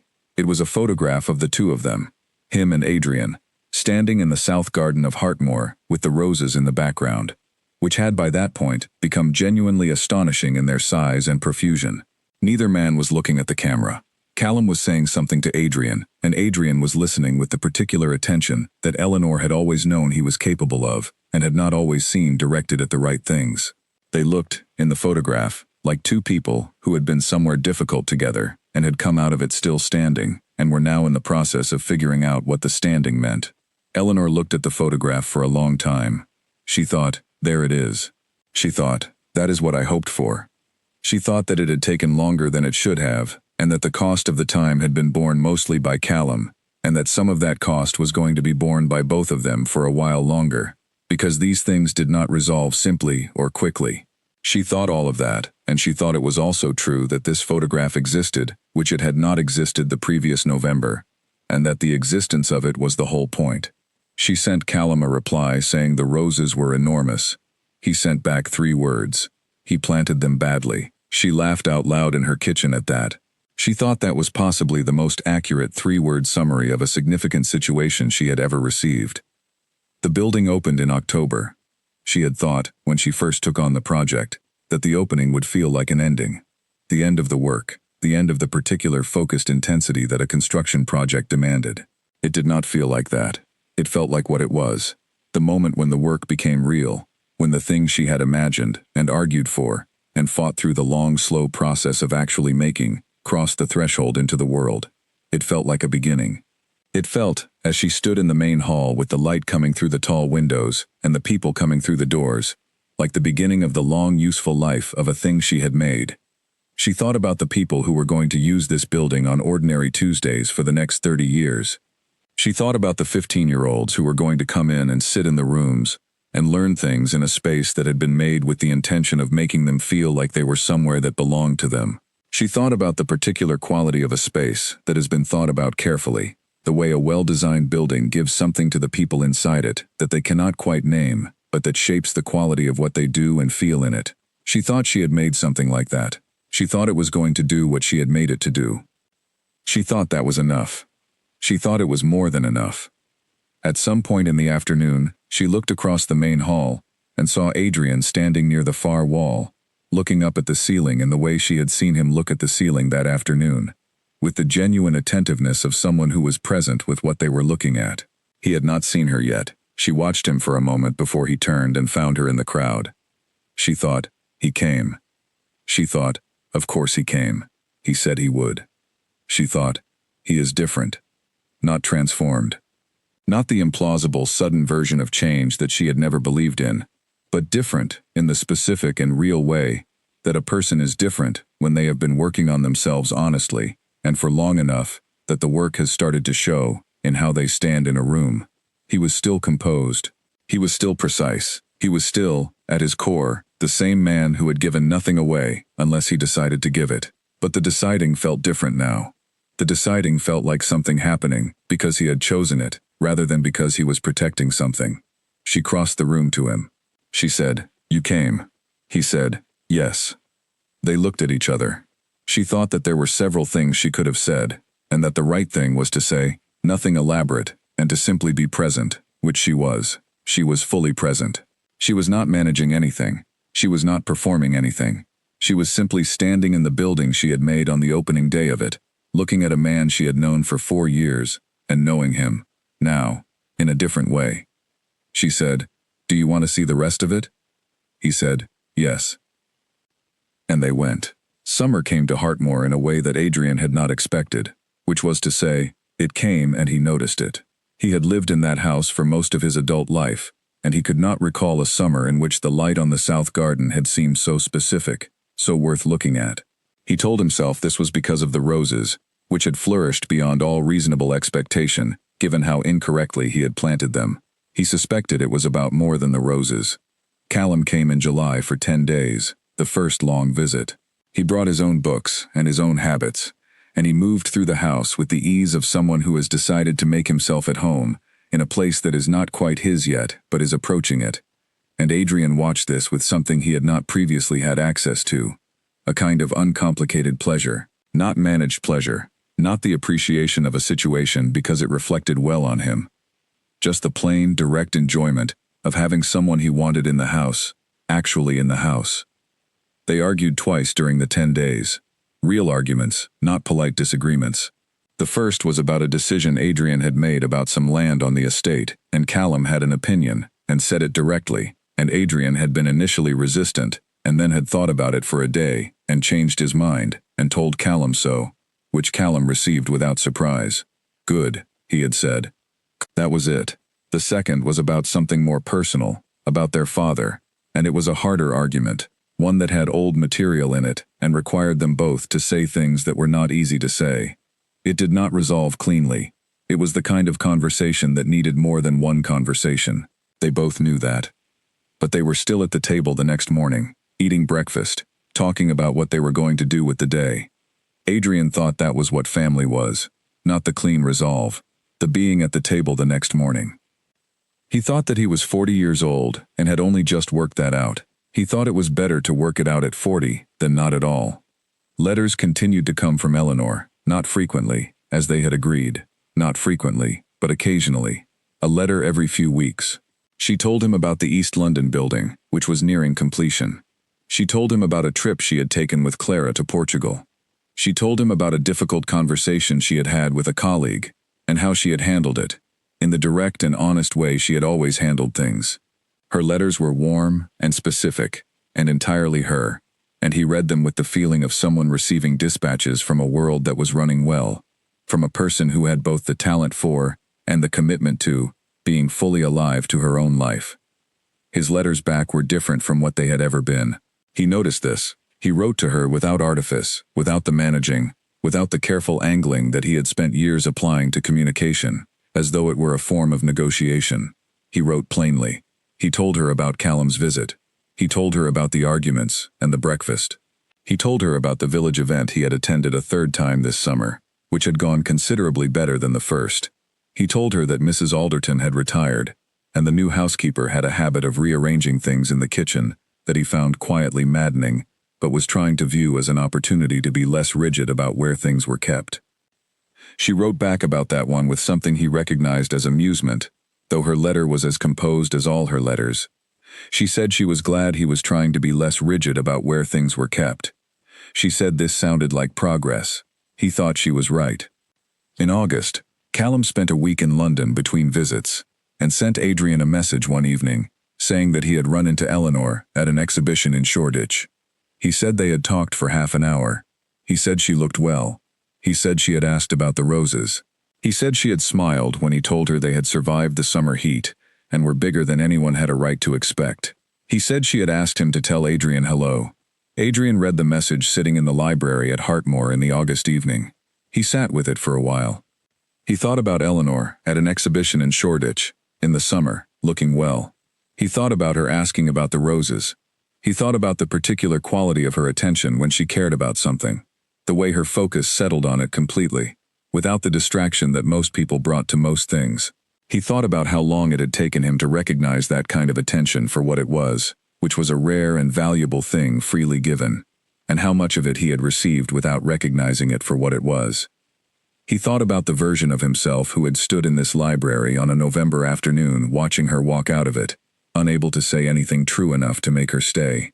He thought about the version of himself he was now, imperfect, still working on it, still finding the old patterns reasserting themselves in moments of tiredness or stress, and having to consciously choose otherwise, still learning, still getting it wrong sometimes, but choosing, consistently, the honesty, choosing it as a default, the way she had said she needed.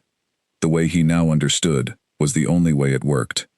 Not because of what he might recover from choosing it, because it was the right way to live. He picked up his pen. He wrote the letter carefully. It was not long. He said that Callum had told him about the exhibition, and that he was glad they had met, and that he was writing because there was something he had been thinking about saying for a while, and he had decided that the right time for it was when he was sure it came from the right place, and he believed now that it did. He said, "I think I am there." He said, "Not because I need you to know it, not because I hope for anything from the knowing, but because you are a person who told me what I needed to hear, when it would have been easier to leave without saying it, and because I think you deserve to hear that it arrived. All of it. The whole distance of it." He said, "The roses are doing very well. The house is quieter than it was, but not in the same way. The quiet is different now. I think you would notice the difference if you were here." He said, "I hope you are glad. I think you probably are." He signed it with his name. He sealed the envelope. He looked at it for a moment, and then he left it on the desk and went to bed. He slept better than he had in a long time, completely, cleanly, without the familiar watchfulness that had haunted his sleep for years, the low-level vigilance of a person who kept so much managed in his waking hours that even sleep was not quite a rest. He slept, and he woke in the morning, to a Hartmoor that was fully in the summer, warm and bright and full of the particular sounds of a country house in August: birds, wind in the trees, the distant movement of someone in the kitchen. He lay for a moment and let the morning be a morning. Then he got up. He posted the letter himself, on the way into the village, for the community event he had committed to attending, the fourth one this summer, which he was finding less effortful each time. He walked into the village in the morning, and he posted the letter, and he went to the event, and he talked to people, and listened to them, and was present among them, without the glass wall he had always kept in place. And it was still slightly effortful. It was still not natural, but it was real, and real was worth the effort. He walked home through the summer afternoon, and through the iron gates, and up the drive, and the house stood there, as it always had, solid and very old, and he went inside. He went to the south border and looked at the roses, which were enormous and completely out of hand, and more flourishing than anything he had planted in his life. He thought she would laugh at these. He thought she would say they were better than I deserved, and she would be right, and she would be glad about them anyway. He thought that was, in the end, what love looked like, when it had been set free from what it could not be, and allowed to become what it was. Not the original thing, something harder won than that, and more honest, and shaped by the truth of who both people had found themselves to be on the other side of all that difficulty. He thought it was worth something. He thought it was worth considerably more than the thing that had been there before. He went inside. There were things to do. He did them, one at a time, with care and with honesty, and without the long habit of distance. He did them in the way of a man who had decided, not in one dramatic moment, but through the long and grinding work of ordinary days, to show up fully for his own life. He made the choice. He kept making it. That was all there was to it. That was all it ever was. The day went on. The roses stood in the border in the summer light, enormous and unhurried, and entirely themselves. The gates at the end of the drive stood open. They had been standing open since spring. He had not noticed when it had started.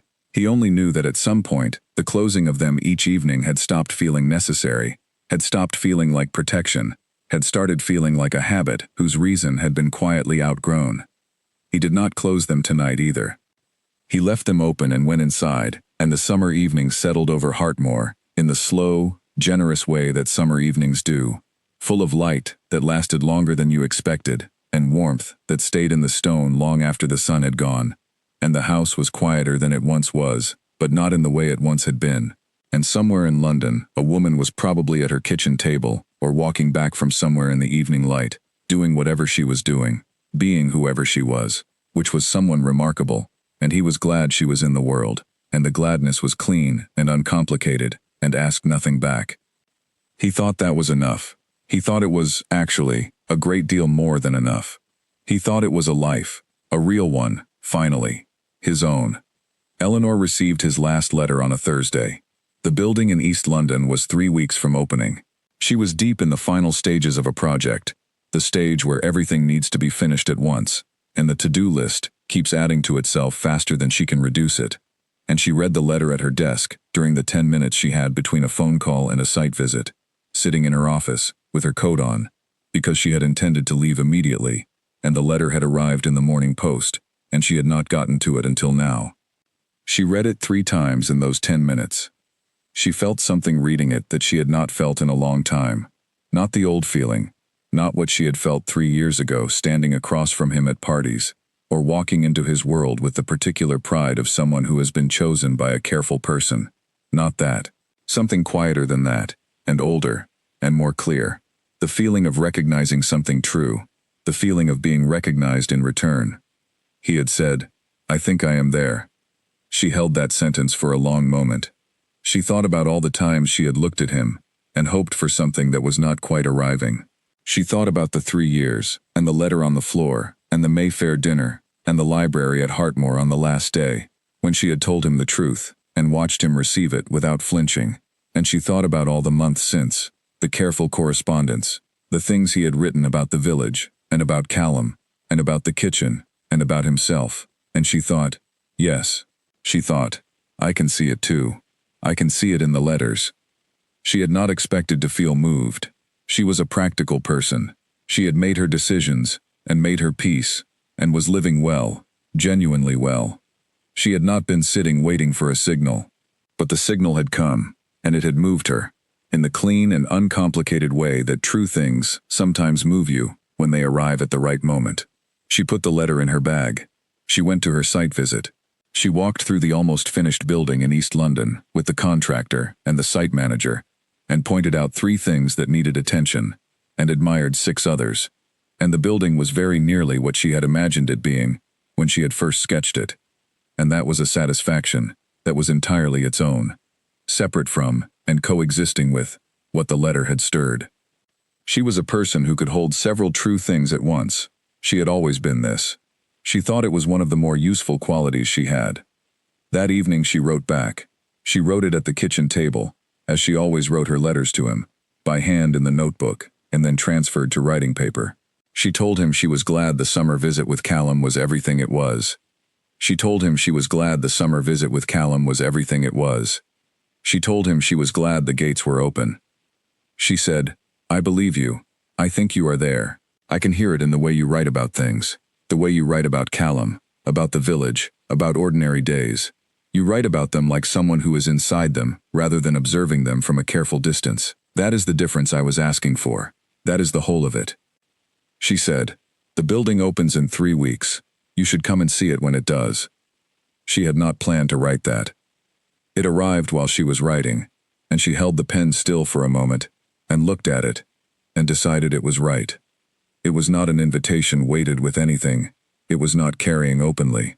It was a genuine suggestion between 2 people who were, she thought, capable of being in the same room again, without anything that had already been decided being undecided. She was not afraid of it. She was curious about it. She thought curiosity was the right relationship to have with things that were uncertain but not dangerous. She sent the letter. She was not going to think about it excessively. She had a building to open, and she was going to open it. The 3 weeks that followed were the fullest she had had in the whole project. Every day contained more decisions than felt manageable, and she managed them. Clara came to the site the week before opening, and walked through the space and said, quietly and sincerely, "This is very good, Eleanor." Eleanor thanked her, and meant it. She thought it was very good. She thought it was the best thing she had built. Adrian's reply arrived 4 days before the opening. He said yes. He said he would come on the opening day, if the invitation stood, and he said he would understand entirely if it did not. He said, "I would like to see what you built." She wrote back, "The invitation stands," and gave him the time and the address, and nothing else. On the opening day, the building filled with people from the community who had been involved in its making, and people who had not been involved and were simply curious, and local children who ran their hands along the walls with the uninhibited physical delight of children exploring a new space, and community groups who had already booked rooms and were measuring the space with their eyes to work out what they could do in it. Eleanor moved through all of it and felt the rightness of it, the full and functional rightness of a thing she had imagined that was now real and being inhabited. He came through the main entrance in a dark coat, and he looked at the building with a focused and particular attention that she recognized. It was the attention of someone who is genuinely interested in what they are looking at, and not performing their interest for the benefit of an audience.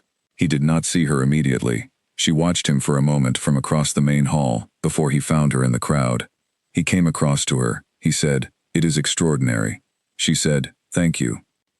They stood for a moment in the middle of the noise and the people, in the building she had made, in the new version of whatever they were to each other, and it was not like anything it had been before.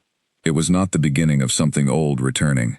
It was the beginning of something new, something that had been made possible by everything that had happened and was therefore carrying all of it.